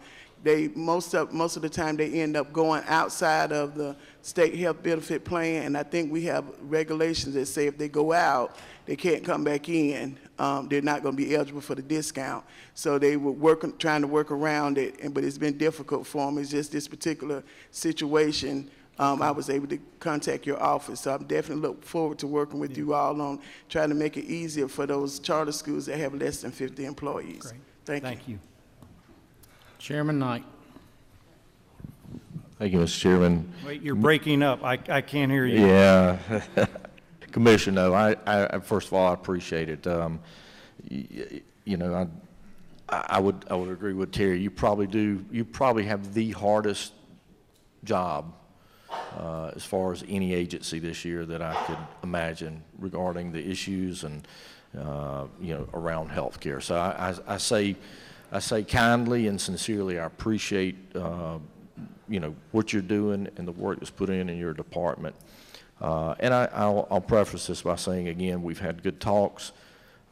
This General Assembly is concerned, and our priority is health care.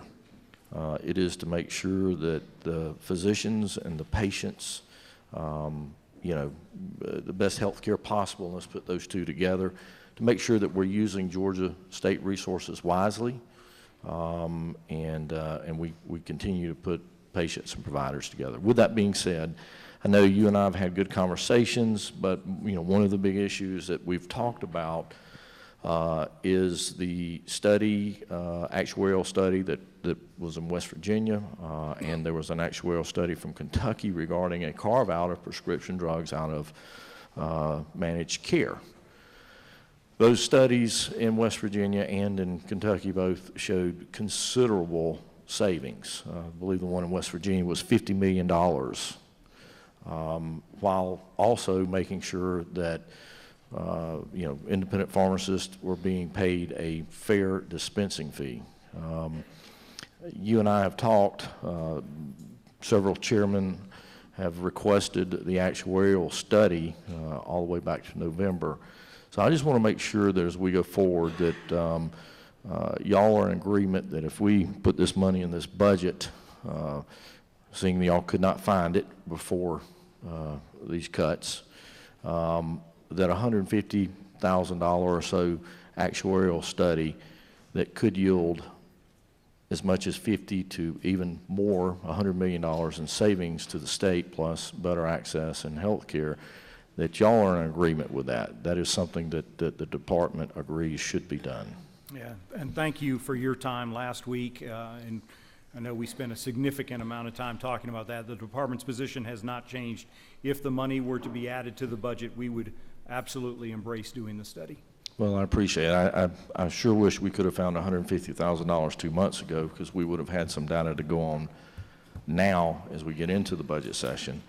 But I appreciate that going forward. The second thing is we had a discussion regarding major legislation that came out of this General Assembly almost unanimously last year, signed by the governor, and that was the anti-steering bills. It is my understanding from some of the open records that DCH has taken a position, I think it was the state health benefit plan was not subject to anti-steering. Is that, you know, have y'all talked about that? I know we briefly discussed it. And are you aware of any other plans that, in regards to the state, where they believe that they are not subject to the laws passed by the General Assembly? Yeah, so another, again, thank you for bringing that up last week. And I think, again, what we did after that meeting was we have legal looking and reviewing that. And we'll get back with you on where and why the department took the stance that it did. So we'll have ongoing discussions with you about that. Bringing that up last week during that hour-plus meeting was very helpful to hear how you all looked at that, and our legal team's reviewing that now. Senator Jordan. Thank you, Mr. Chairman. Commissioner, with respect to the 1115 waiver, DCH is going to be tasked with administering the work requirement. That is part of that waiver. Has your department made any kind of analysis in terms of the impact or the cost with respect to what is it going to cost extra to the agency in order to administer that requirement? We're in the process of doing that review now. So that work is ongoing. That's kind of the second phase after submission, is now looking at what it's going to take to implement. So we're working on those figures with our partners, and we'll be able to have a better answer for you over the next, like, several weeks, months, weeks, several weeks. Any estimates? I don't think we have an estimate yet that I'm aware of. Not an estimate yet.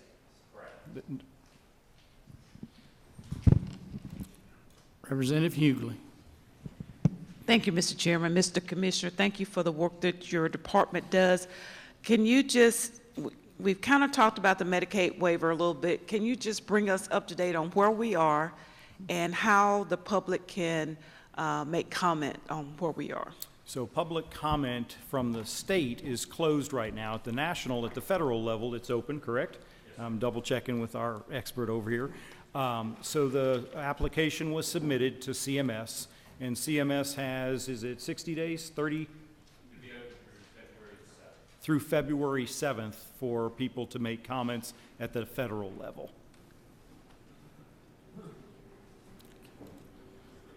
Well, I guess we got to hear from the car dealer today. Senator Miller.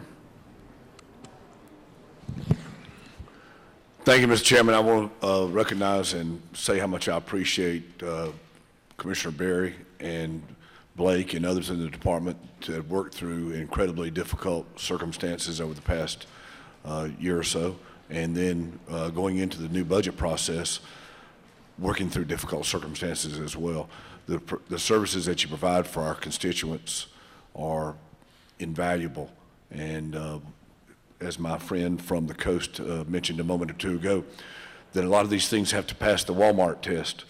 You know, when I walk through Walmart, does it do those people good? And I think that was a great analogy, a great description of a lot of the work that you're doing is doing those people good. Thank you very, very much for what you're doing. Thank you. Well, Commissioner, believe it or not, that wraps up all the questions we had on the board here. And we appreciate y'all being with us. Thank you. Appreciate the time, and again, thank you for the job that you do and that your team does. We certainly appreciate it. Thank you very much. Thank you all.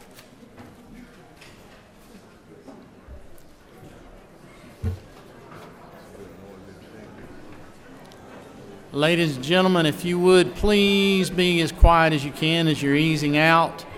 We're actually going to be able to pick up a few minutes here.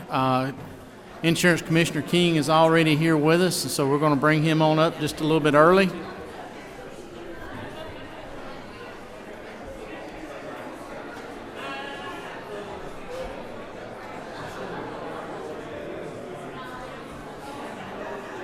How are you? Good. Okay, it's here. I didn't know if I had to plug in and play or whatnot. I'm going to just use the keyboard and click it. Just use this. No, he has a presentation. Well, let me see.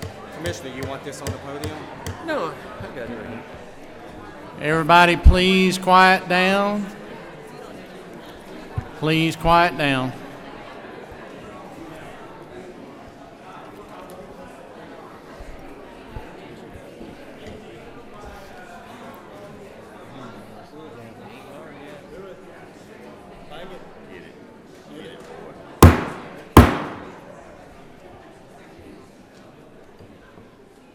I know you're all excited.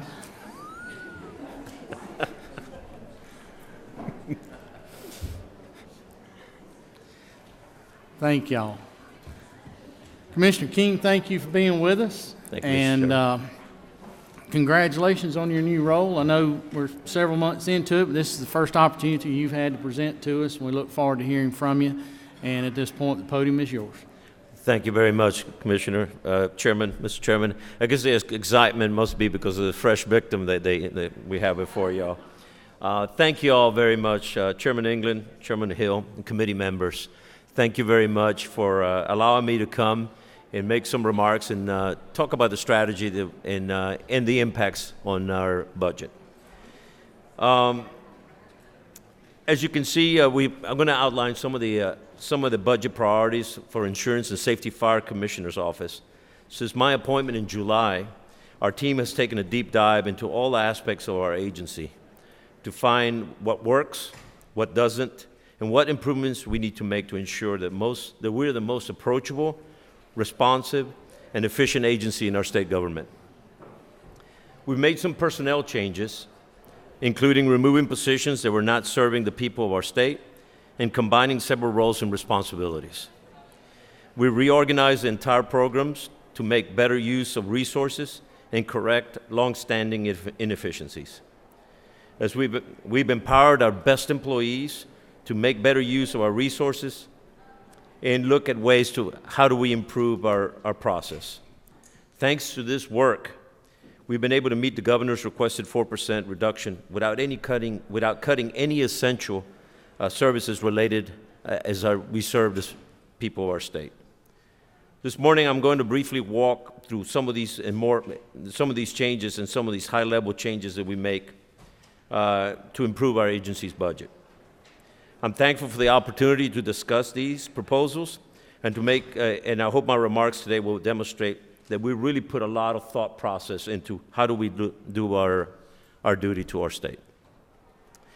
I know this is only the initial part of our how do we reorganize this agency, and I look forward to your comments and your questions.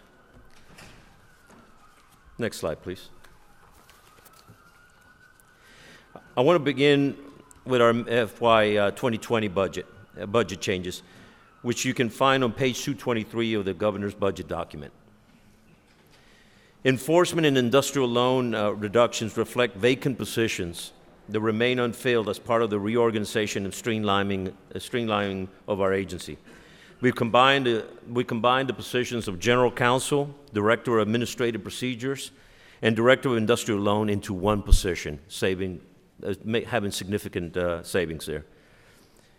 And additional cost-saving examples, we distributed a records management throughout the agency as part of our reorganization instead of having a standalone director.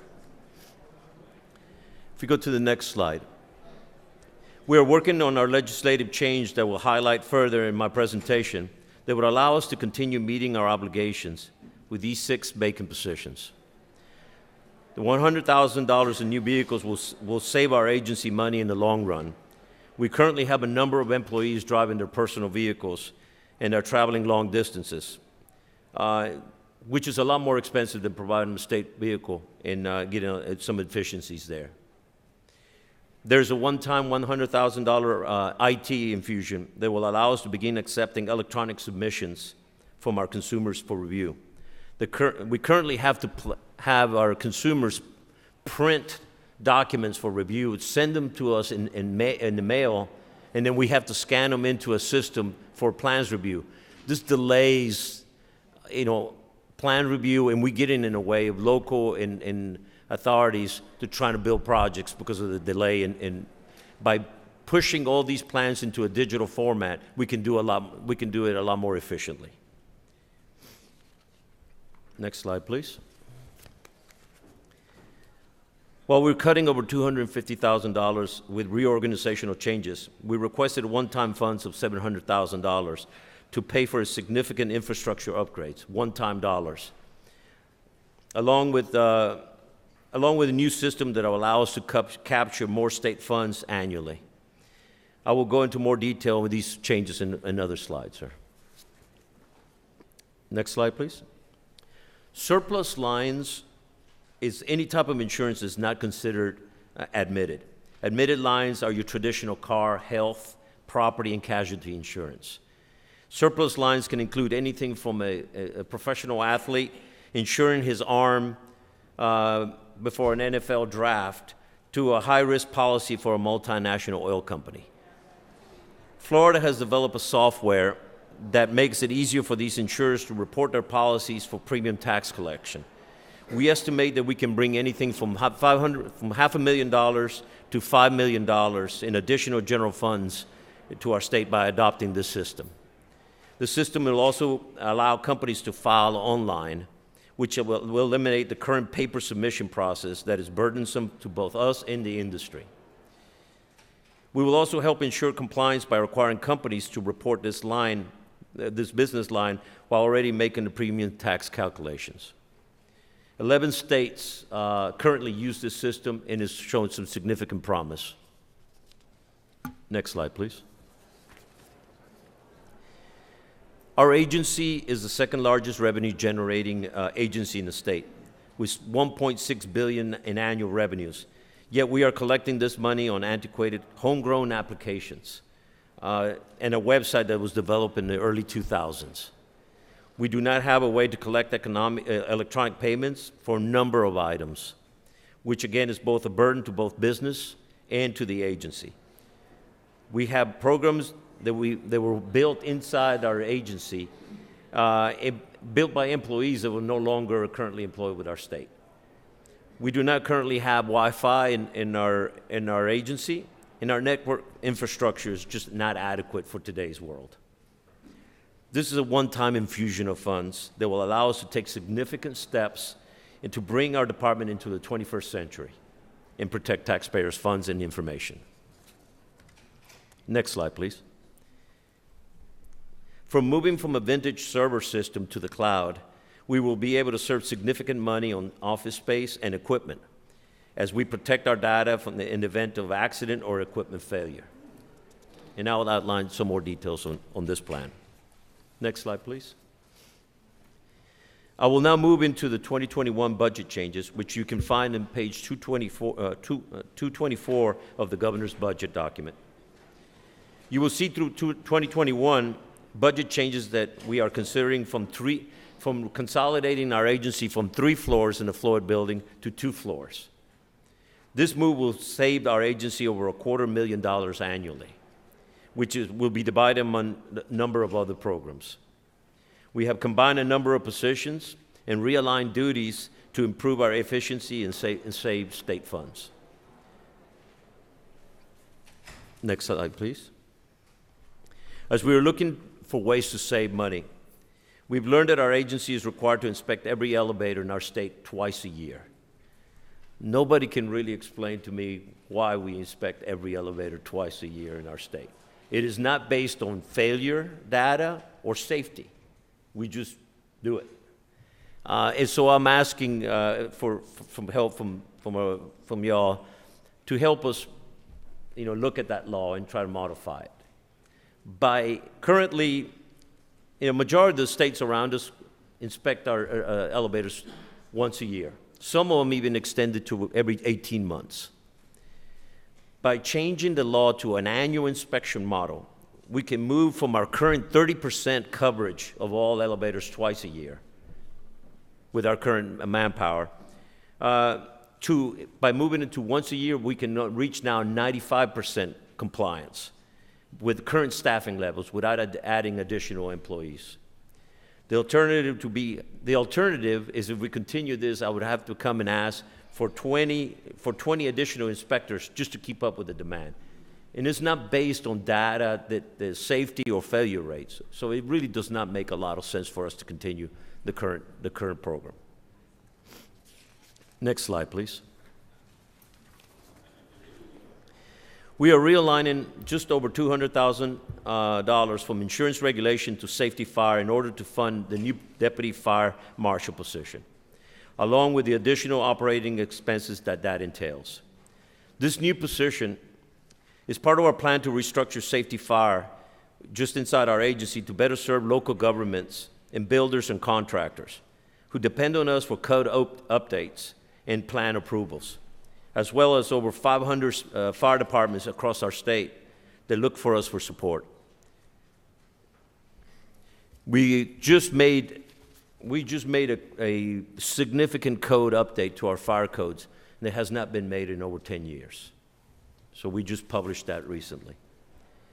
We're now on page, I will now reference page 225 of the governor's budget document. Special fund is funded by Georgia insurance industry. By making it a separate program, we are increasing transparency around how we use these funds.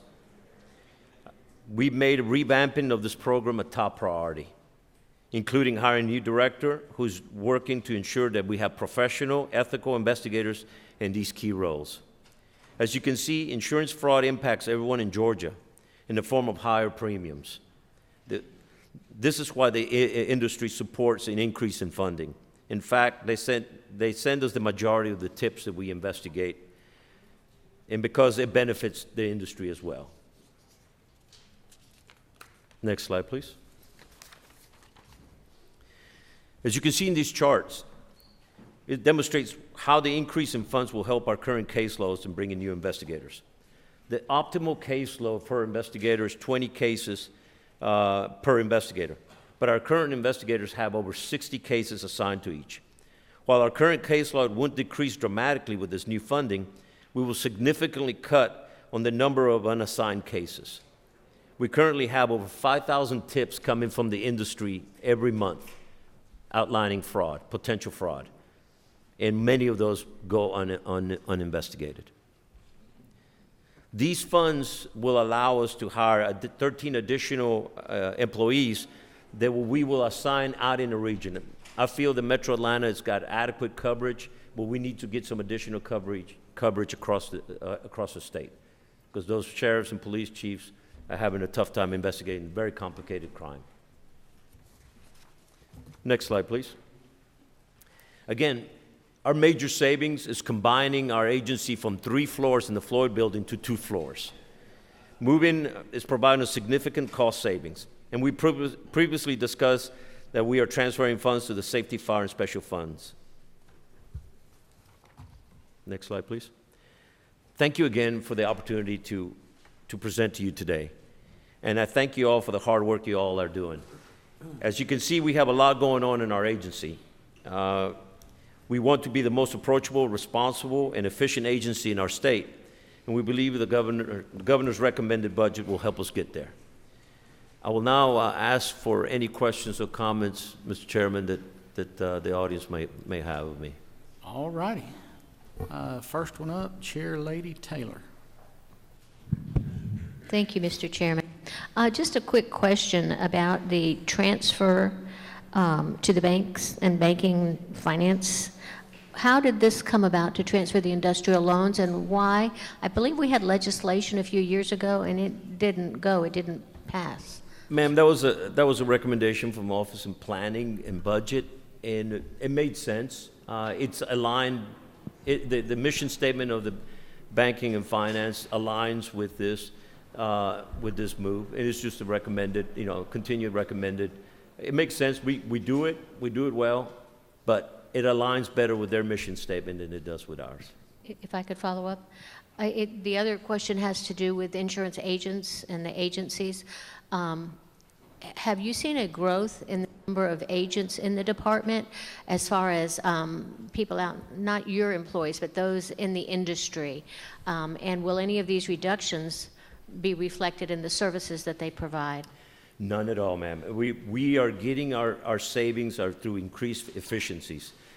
Our systems are so, that's why the one-time money in our IT is getting us that be able to, we see no reduction in the service level. We're relooking at our contracts that we have with our back office vendors to get some efficiencies. They've always been in those contracts, but we really have not, nobody has gone through the books with a fresh set of eyes to really look at how we can get those efficiencies there. Thank you.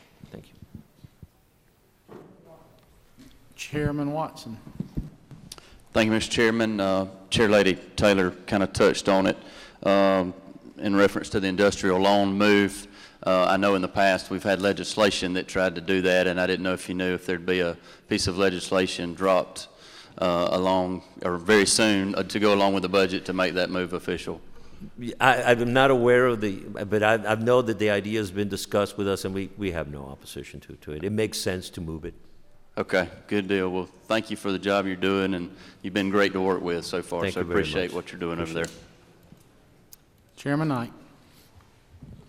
Thank you, Mr. Chairman. Commissioner, I've heard nothing but great things. You run a tight ship, is what I'm hearing, so I really appreciate that.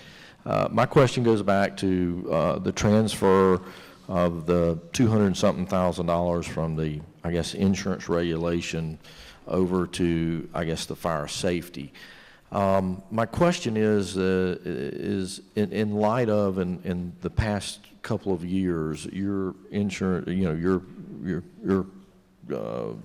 as the commissioner and your department or agency has been tasked with more oversight, especially in the realm of the healthcare issues, PBMs, and I guess my concern is as we've given you more oversight in that, will these transfers from insurance regulation to maybe fire safety, in light of more oversight that you're asking from you, is that going to hamper your ability to provide adequate oversight and regulation through the legislation that has been passed in the last couple of years and maybe in current years?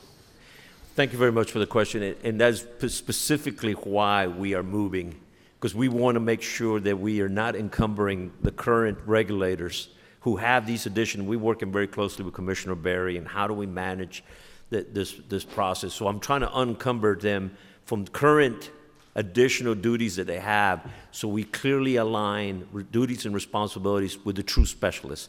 So I'm moving this. One of the things that I'm trying to address is a complaint and obviously a lot of concern that our codes have not been updated in over 10 years. So to address that, I need to hire somebody that will focus on keeping Georgia fire codes, current, because people are building construction constantly, and if they're working with outdated codes, it will hurt their bottom line if they're having to make last-minute changes. So I want to focus on that while we take the responsibilities and duties from folks that are having to do both. And I appreciate, and again, that may be a follow-up that if you could maybe, we could have a conversation at length, maybe a little perspective and history that may give you a better perspective of some of those oversight. That would be very helpful, sir. Thank you. I would appreciate that. Well, Commissioner, that appears that you've put out all the fires in here today. So. Well done. I'm just seeing if y'all still awake. We do appreciate you being with us, and thank you for the job you're doing as well, and look forward to working with you going forward. Thank you, Mr. Chairman. I was used to having folks throw things at me as the chief of police in the city trying to work on a budget, so this is a very nice change. I really appreciate the hospitality. Just give it time. Just give it time. Thank you, Mr. Chairman. All right, ladies and gentlemen, we're managing to stay just a minute or two ahead of schedule, and that's a good thing. Next up is Commissioner Judy Fitzgerald with the Department of Behavioral Health and Developmental Disabilities.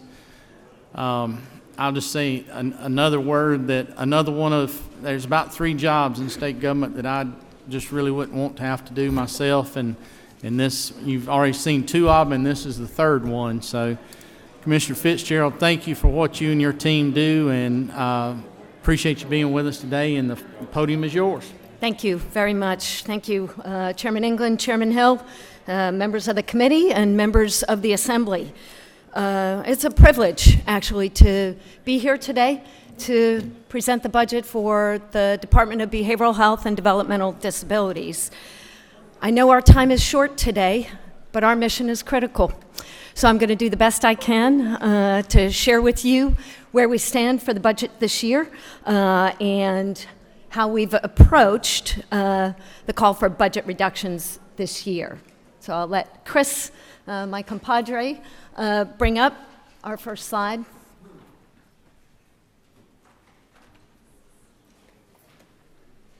As soon as I find the right button, we'll be ready.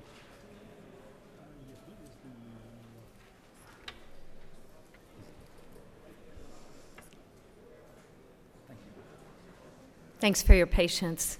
So, are you advance? Next one. There we go.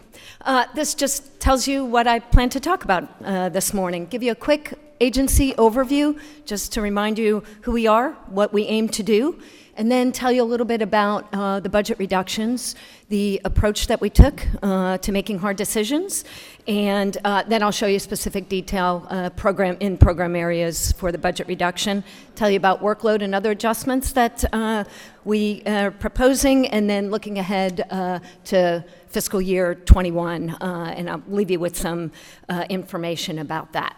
So, with that, let's proceed.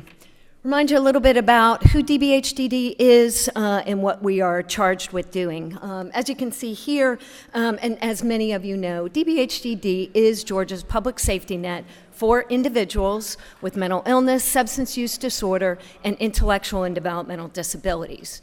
Our priority population are individuals who are uninsured, underinsured, and receiving Medicaid.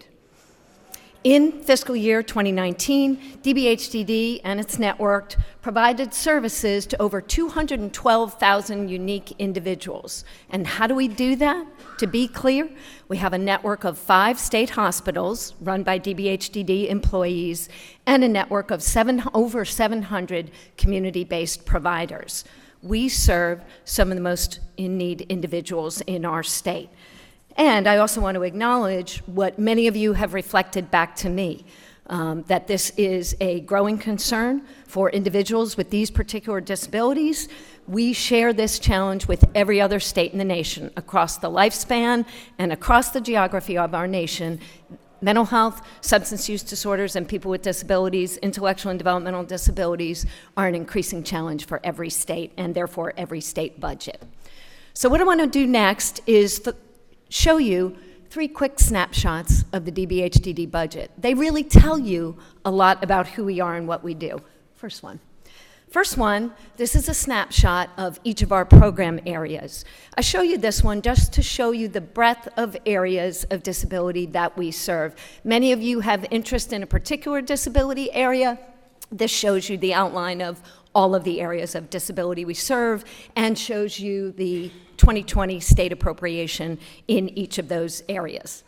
Next slide, second snapshot.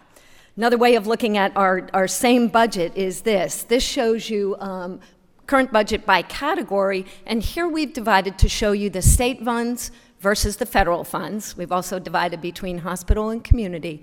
But another thing I want to draw your attention to here is the low administrative costs that the department bears. We're really proud of our lean budget. You can see there, you could calculate, our administration is 3% of the total budget here. Next snapshot, and this is one I hope looks familiar to a lot of you because I've been showing this to you year over year. This represents changes. Those first dots are 2010, takes you to current through 2019.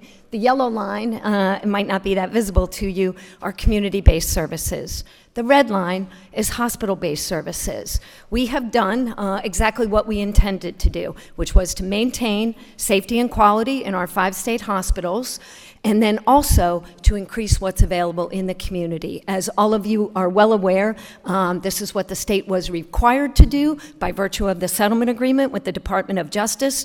I want to thank you all for your continued commitment to making that real and to show you what that looks like in how our budget is allocated.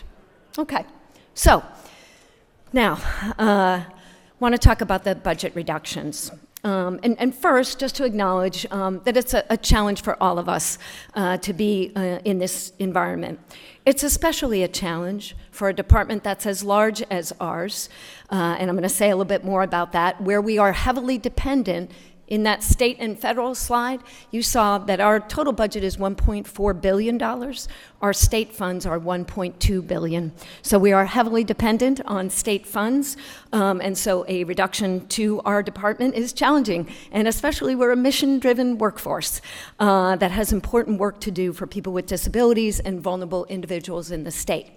That said, we embrace the challenge, and we want to be as transparent as possible in sharing with you how we approached this work. All right, next slide. I'm going to spend a minute on this slide.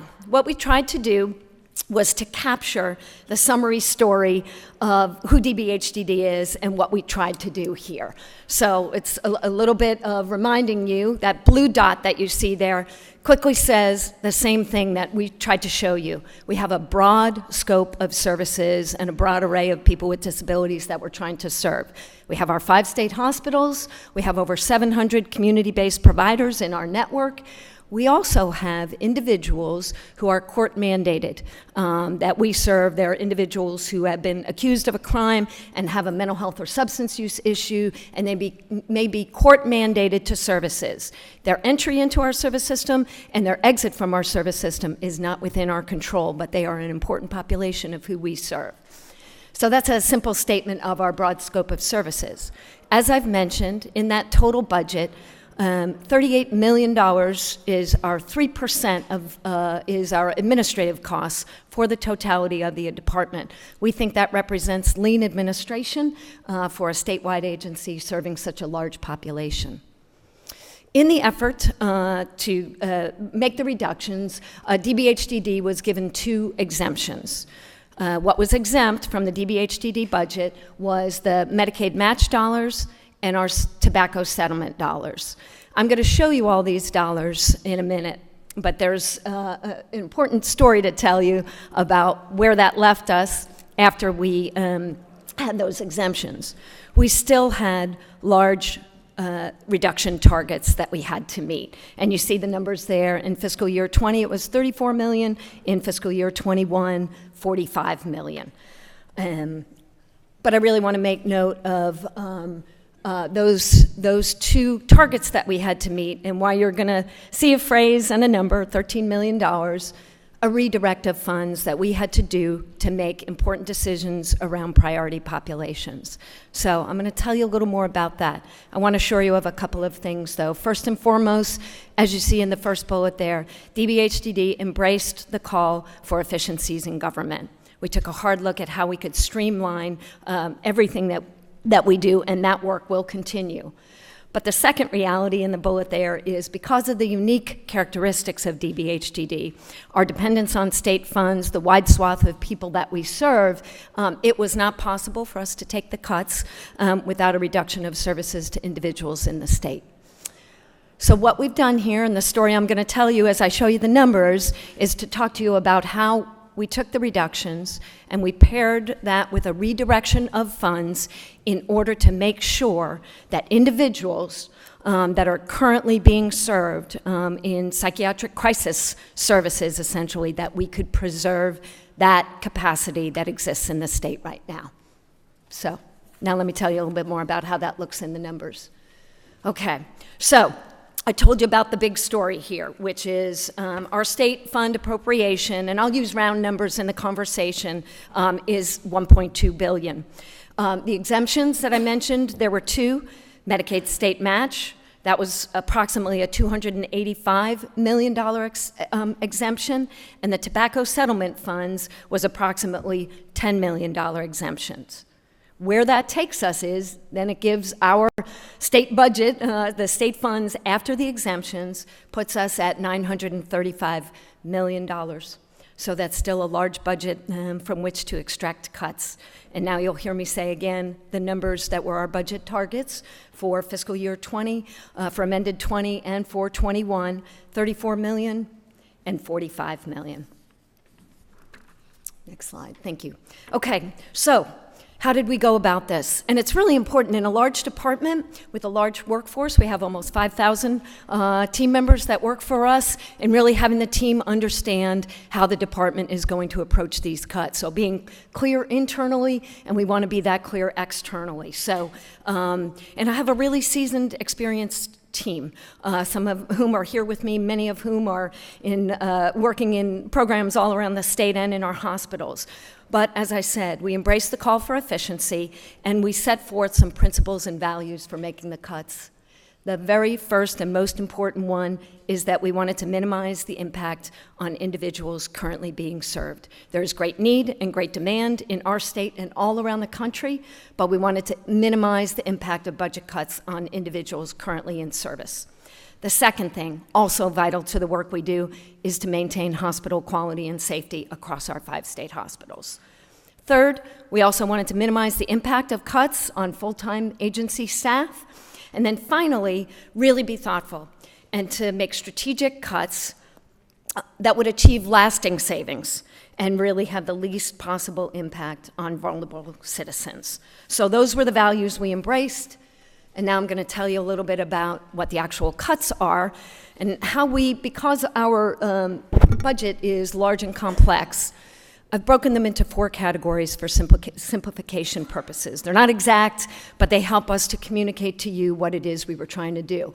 Category 1 was that first charge that we had. How do we do reductions in efficiencies and find efficiencies in administration?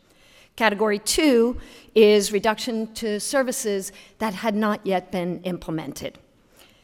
Category 3 is reduction to underutilized services or programs or contracts.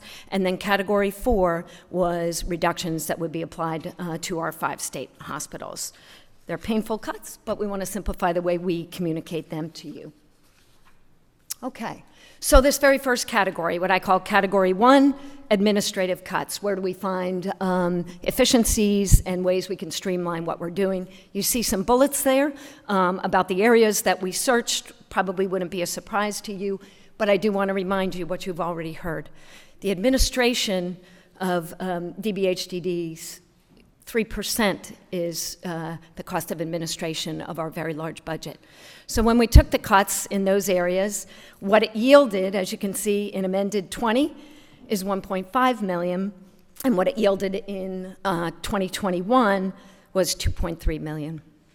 You remember our targets are 34 and 45, so we still had a long way to go in terms of our cut. Next slide. Okay, so category 2 was those areas where services were not fully implemented. They were probably new. Many of them came in the last budget cycle. So I'm going to detail for you itemized reductions in the areas where we have taken the cuts. And there'll be a little bit of a disconnect of what you see in your budget report, and that's why I'm working hard to be as transparent as I can about how we have to take these cuts and redirect them into the most critical area. So you'll see cuts. You won't see the cuts on your paper, but I'm going to explain how the cuts, where the cuts are, and then I'm going to show you how and why we are going to redirect funds so that we can maintain current capacity for the demand for psychiatric crisis beds, which are an extension of our community-based crisis system. So bear with me for a minute while I attempt to explain a little bit here. Leave that for a second, Chris, because there's an element of our budget story that I have to tell you before you can understand the cuts and how they're going to impact the safety net. So there is a big driver of the increase in demand in this state. You all have heard about there's more people are seeking mental health and substance use services, and there's a big driver. We have been in many cases meeting a good portion of that demand through community-based crisis services. In the settlement agreement with the Department of Justice that was signed in 2010, you may recall this. The push of the DOJ settlement agreement was reduce institutionalization, build community services. So when they anticipated we would close the hospital in Rome, there was an acknowledgement, you will close this hospital, you're probably still going to need some hospital beds.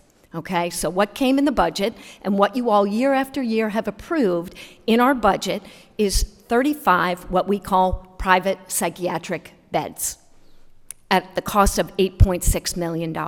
So since 2010, that's been in our budget. You all have granted that. What you didn't know is that every year, the utilization of those private beds has been increasing. The reason you don't know that is because we've had flexible fund sources. You gave us the $8.6 million. We kept covering the cost of using those psychiatric beds. Year after year, we covered the cost. We try to come to you only when we have a gap we can't fill. So we had flexible fund sources. Any unused money was all going into the utilization of private psychiatric crisis beds. We purchase these from hospitals around the state that we have contracts with, and again, they're not our hospital beds. Our hospital beds are for individuals who have long-term needs. The private psych beds are for short-term stays with the hope of returning people and connecting them with local community services. Where that has landed us, though, year after year, and in the last really 2 years, but this year in particular, as we went toward the budget cuts and the reductions, and we've lost some of the flexible federal funds that we previously had to fill this gap. Where we landed, and we've been in full communication with everyone about this, is that we landed with a $13 million gap. We still need to provide those private psych crisis beds, but once we did our budget cuts, we landed with a $13 million hole. So I want to, why don't you pull up the budget slide, because here's what's happening. And I'll walk through these, but I want to tell you one other element of the story. Remember what I said. You've been giving us money for 35 beds, which means they're used every day of the year, and that costs us $8.6 million. Year over year, it's increased. We're using closer to 95 beds per day because of the increase in the need for crisis services in mental illness and substance use. So that's what represents the difference between 35 beds and essentially 95 beds is what led us to our budget gap. So here we are, and then still having a challenge of making some cuts. So you can see across the board here, we've taken cuts in challenging areas. These are all cases where most of this money came to us in last year's budget. You all gave us core money last year. It doesn't show a cut there.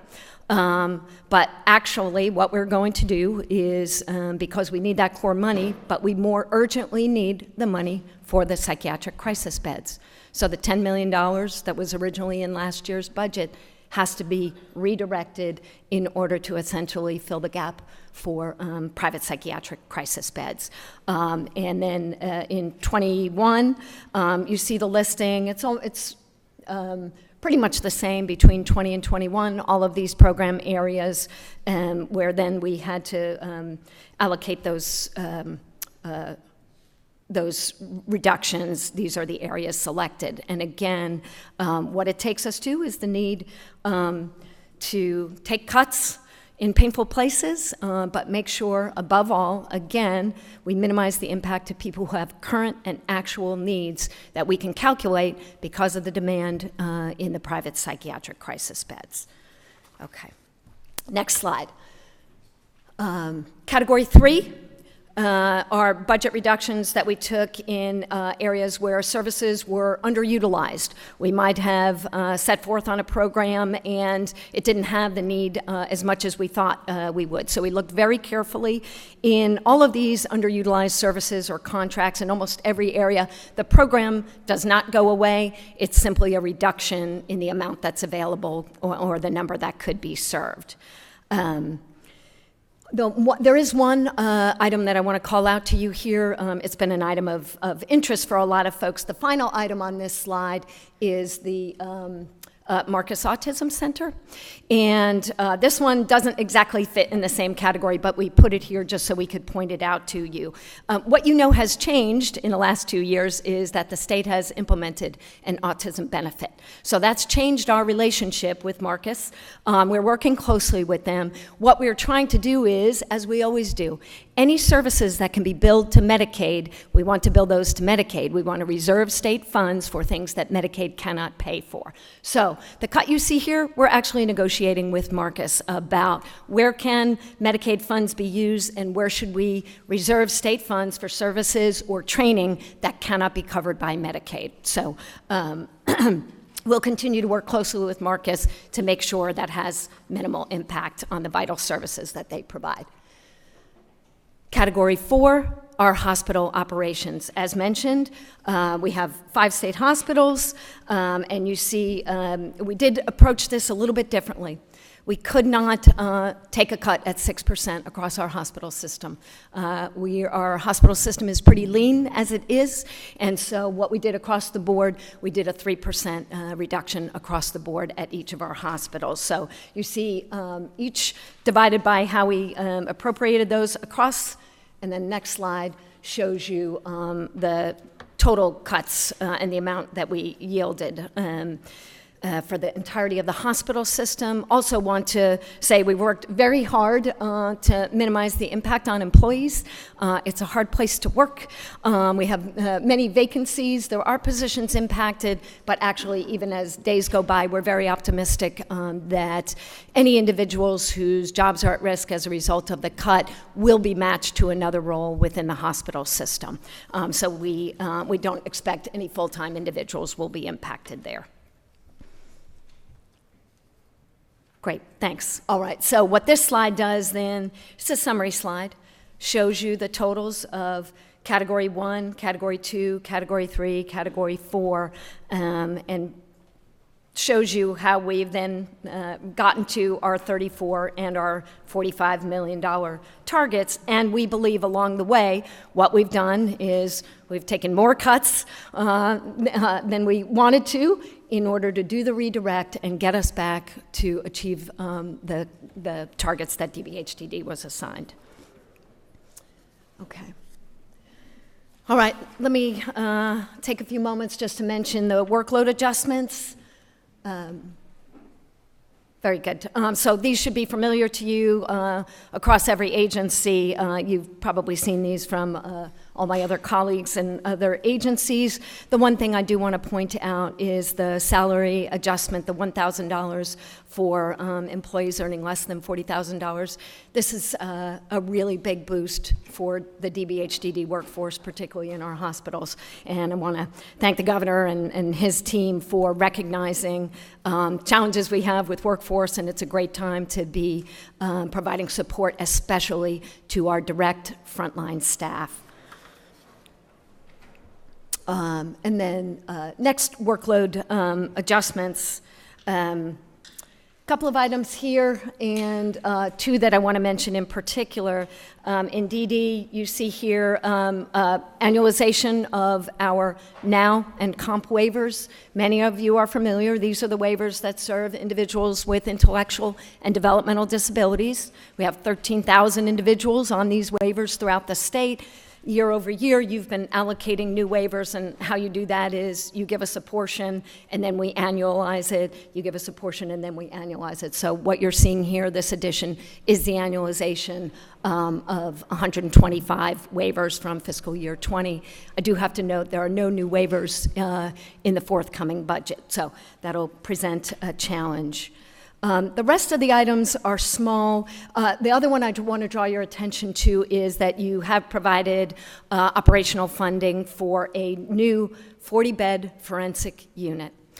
This is on our hospital grounds in Columbus, our West Central Hospital, and it's important for us to say out loud, we are not expanding our hospital beds in the state of Georgia, with the exception of beds for forensic individuals. This is a growing need in our state and every state, and really opening up the pipeline for forensic individuals who, as you well know, appear in jails and often are in need of mental health treatment. You all have agreed that this is an important need for the state. You gave us the operational funding, and in the end, we'll need annualization for that. Probably that'll be in 22.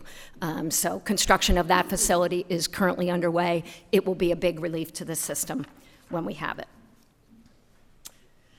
So I've said a lot, and we have a challenging budget. I want to acknowledge you all have been extremely supportive. I know many of you care deeply about the people that we're serving, and I thank you for your continued support. The safety net is stretched to the max, but we feel like we're in this together, and I do just have to acknowledge year over year how you've continued to acknowledge our challenges and try and find ways to support us, so we wanted to express our gratitude to you. I'd like to say more, but probably appropriate for me to ask if there are questions. Well, there might be one or two. Chair Lady Dempsey. Thank you. And thank you to your team and all who work with real people, because that's what this is about. I could feel the respect behind me. It's quiet. This is the quietest this room has been the whole time. There's not a lot of fidgeting or movement right now. This matters. It matters to everybody here, so thank you. The challenge is real. You've laid it out very well for us. I just want to remind everyone that in recent years, the House and the Senate has worked very hard to find money, to find money that wasn't always there, to increase the care and to build up this safety net. So as we look at these cuts and we look at things like CSBs and we look at those places where services are delivered to our people, real people who are fighting for their lives, the loss of services, it's hard to even imagine right now, and how we're going to deal with this and what we can possibly do, how we can continue to try to help. But I want to know from you, these reductions that really hit our safety net, how do we do it? The impact statement, I hope it's online now. We were provided it actually through the media very earlier in the process, but I believe OPB has made it available now. Y'all's very thoughtful, not only dollar impact, but the words that go along to the reality of the life-altering, life-changing, life-robbing impacts of this are so important. It rings through my head over and over, the outcomes, and I just want you to know that we need to know how to help you address this. The words that this will bring about increased suicidality, substance abuse disorders, and demands on our crisis services that we cannot meet. Those are powerful. Thank you for putting all of that together. And I know that's a broad question, but if there's any advice you can give us to help you help.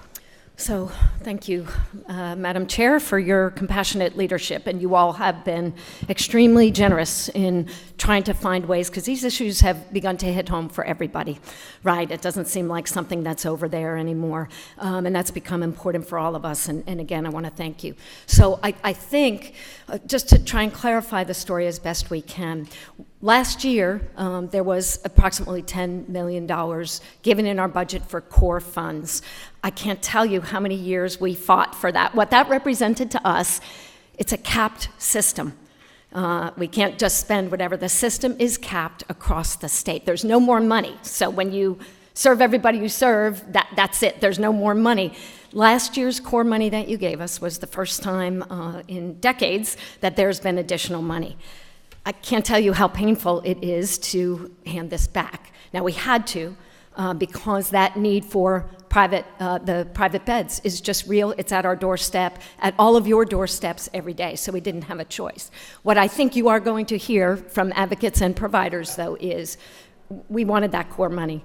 That core money mattered for access. It was going to make a difference for mental health, for early getting in the door sooner in every area of the state. So they were going to be frustrated that we had to make the decision to redirect those funds into crisis beds.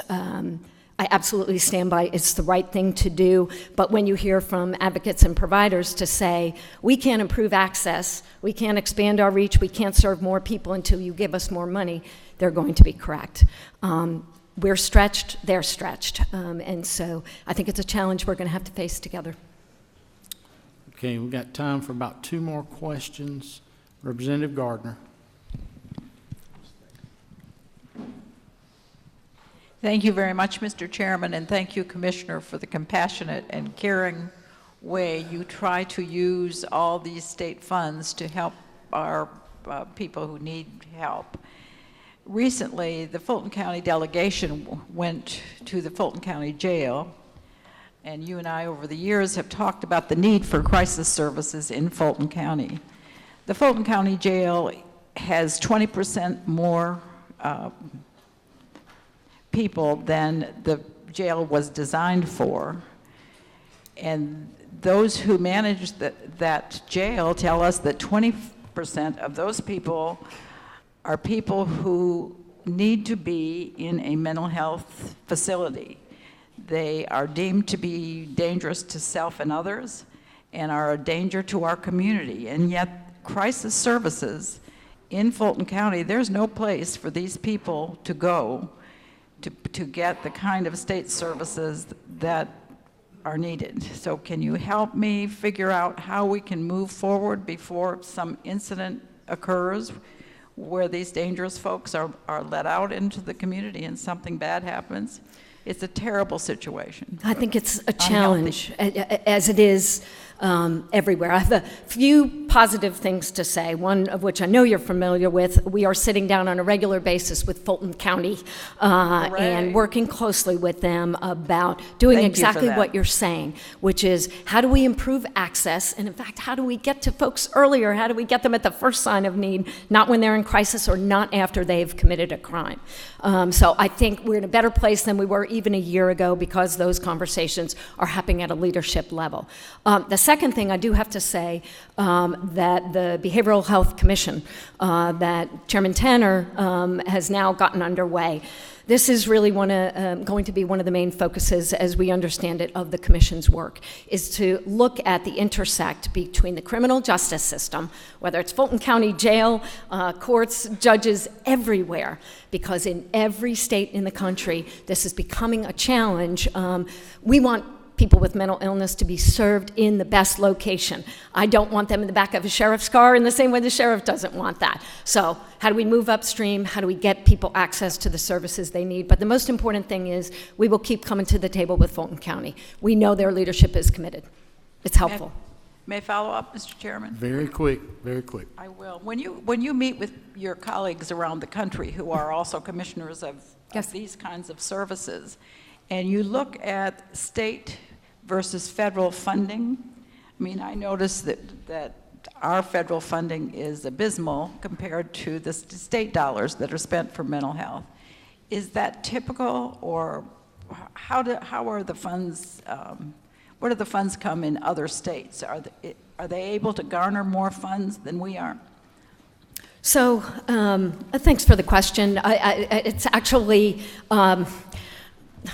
if you've seen one state, you've seen one state. I do have many things in common with my fellow commissioners, some of whom do or do not have intellectual and developmental disabilities in their departments. Some of them do or do not have substance abuse services in their department. So it's a different snapshot all across the country. And it really depends on decisions made at the state level for how they access federal funds, including Medicaid, use of Medicare, all of that varies state by state. Typical, mostly state funding in all the other states? No, that is not typical. Last question, Chair Lady Taylor. Thank you, Mr. Chairman. I'll be very quick. I come from a rural community. You've been to my community. You know the issues that we have, but this budget is just, I cannot see how it's going to work. And spoonful of sugar is not going to make this go down. We have so many needs that are unmet now, particularly in rural communities. We need to go back and look at this because this is just not going to work. There are too many needs. I'm questioning now when I have constituents that come to me and say, I'm waiting at the local hospital for a bed for a week. Is it because we don't have money, or is it because there is no bed available? That is not acceptable. We can't do that. And again, I represent a rural area, but this is something that's very concerning, and I know we are getting our Medicaid money, getting what we can, but at some point in time, we cannot ignore this. We're not going to become a state that lets people just wander in the streets. This can't happen. Thank you.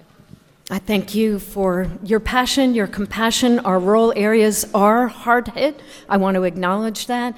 And the commitment I can make to you is that every dollar that you give DBHDD, we will be transparent about how we're spending it, and we will do our best to get it directly into providing direct services to the people in need that we all care about in this state.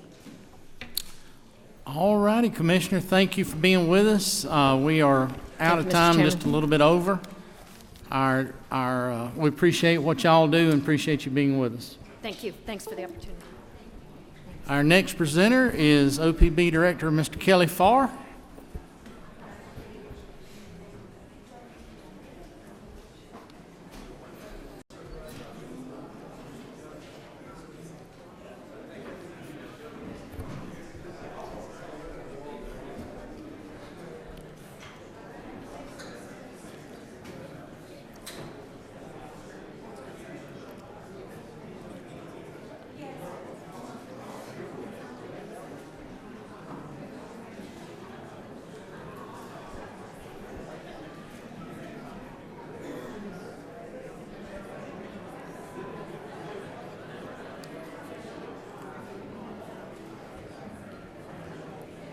We may need to build some reversible toll lanes in the back of the room to allow traffic to pass.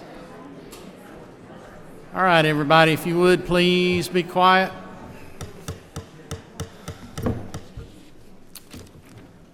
Director Farr, thank you for being with us this morning, and the podium is yours. Thank you, Mr. Chairman. Chairman England, Chairman Hill, and members of the committee, thank you for allowing me to come before you today to discuss the budget of the Governor's Office of Planning and Budget. I recognize that I am the last of a very long few days and the last guy before lunch, so I will do my best to get to it as quickly as I can, but be glad to take any questions you guys may have.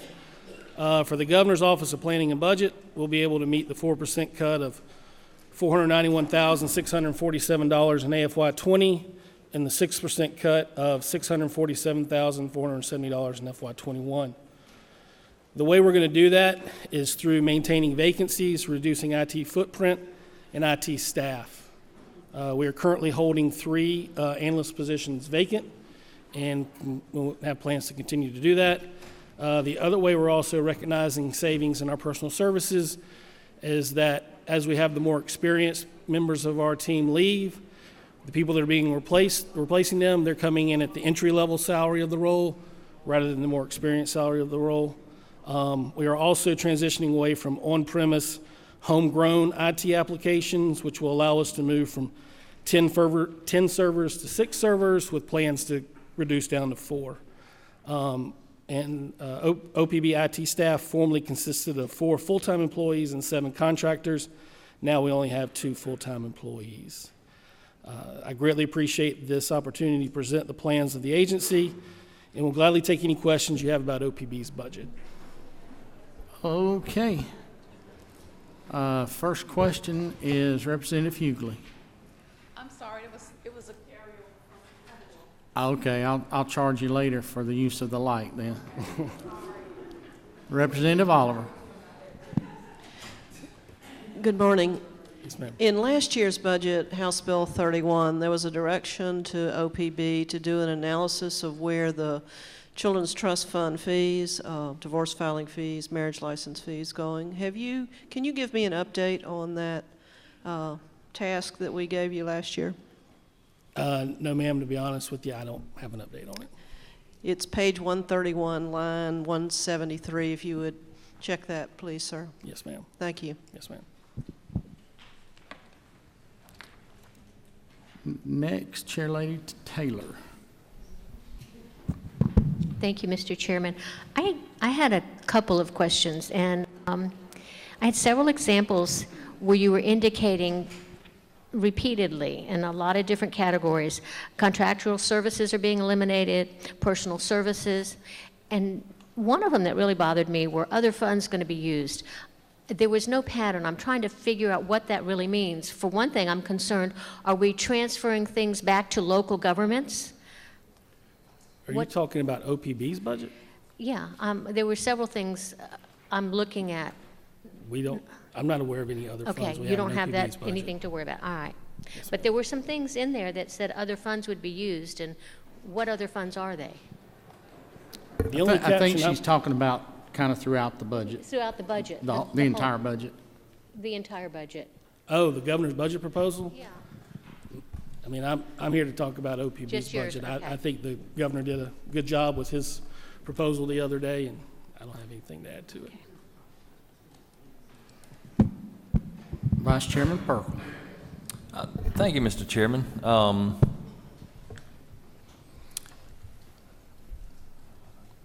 Well, not directly related to OPB's direct budget. We had many commissioners, we had many department heads that moved through the last 3 days, and we've looked at we've looked at a lot of cuts. Mm-hmm. In your opening statement, you mentioned IT and technology, and that's one of the things that there was a prevailing sentiment about using more technology and mobile this and doing video conferencing and trying to cut down on travel using technology. And we've also looked at significant cuts in IT budgets and in technology. And one of the scary things was we'd have one department that came in and says we're going to save money by using this new technology. Department of Corrections, I think, yesterday, and Department of Revenue the day before said we're going to save money by getting rid of this technology. And it seems to be a dichotomy, a juxtaposition that there seems to be no rhyme or reason that we're going to use this technology and we're going to be able to meet the budget cut, or we're going to implement technology. And would you help me understand that?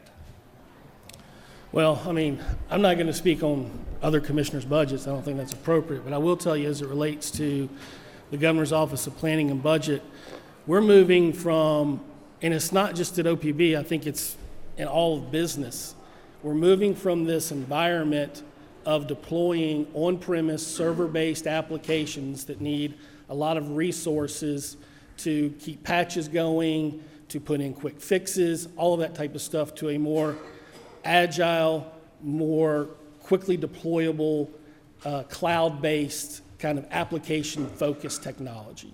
And so through that kind of paradigm shift, you should be able to not only save money, but also deliver services from a technology perspective in a better and quicker manner.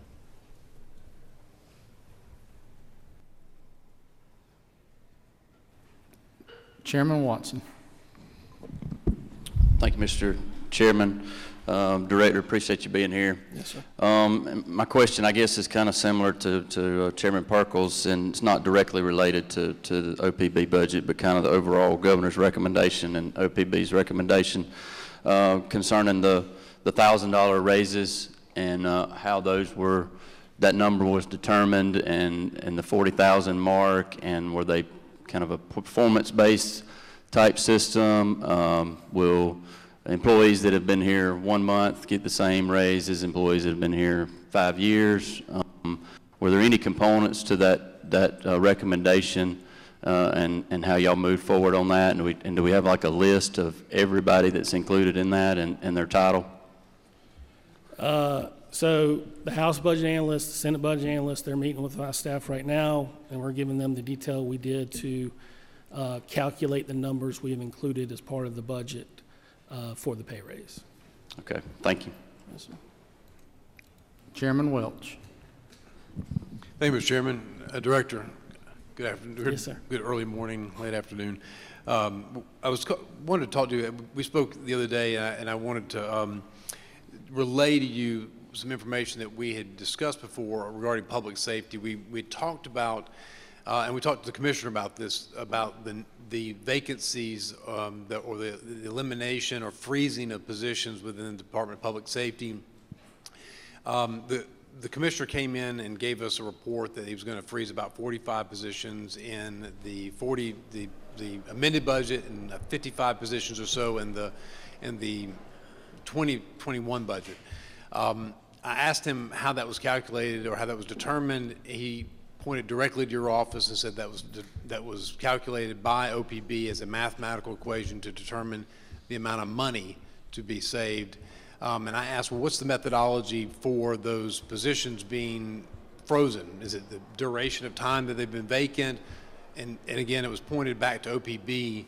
We talked about that, and I know that you have a methodology for what you would think that's appropriate. So could you just elaborate on that from the office's perspective, since I can't seem to get a straight answer out of either one of them? You've given me some information, he's given me some information, but I'm trying to figure out exactly how to understand what positions we're cutting, why we're cutting those positions, so that we can make a public policy decision as appropriators. Sure. So, again, I don't want to speak specifically about people's budgets, but the one thing I will say about the methodology was when we calculated that, we looked at people's labor distribution, right? We looked at the jobs that have been vacant. Some of them have been vacant for quite a while, and that was what we used to create our analysis.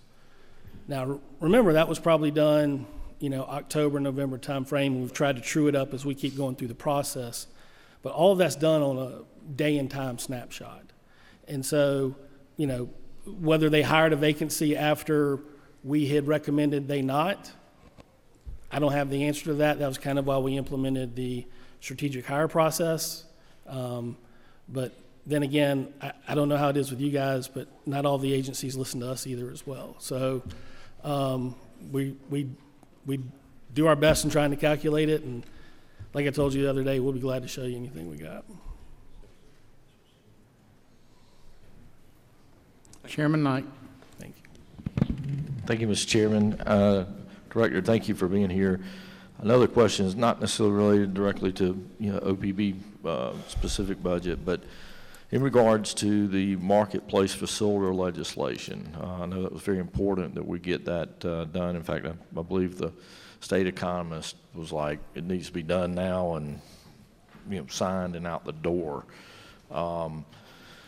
But is the governor going to increase the revenue estimate to recognize the revenues from that marketplace facility legislation? And have y'all talked about that as far as the revenue estimate?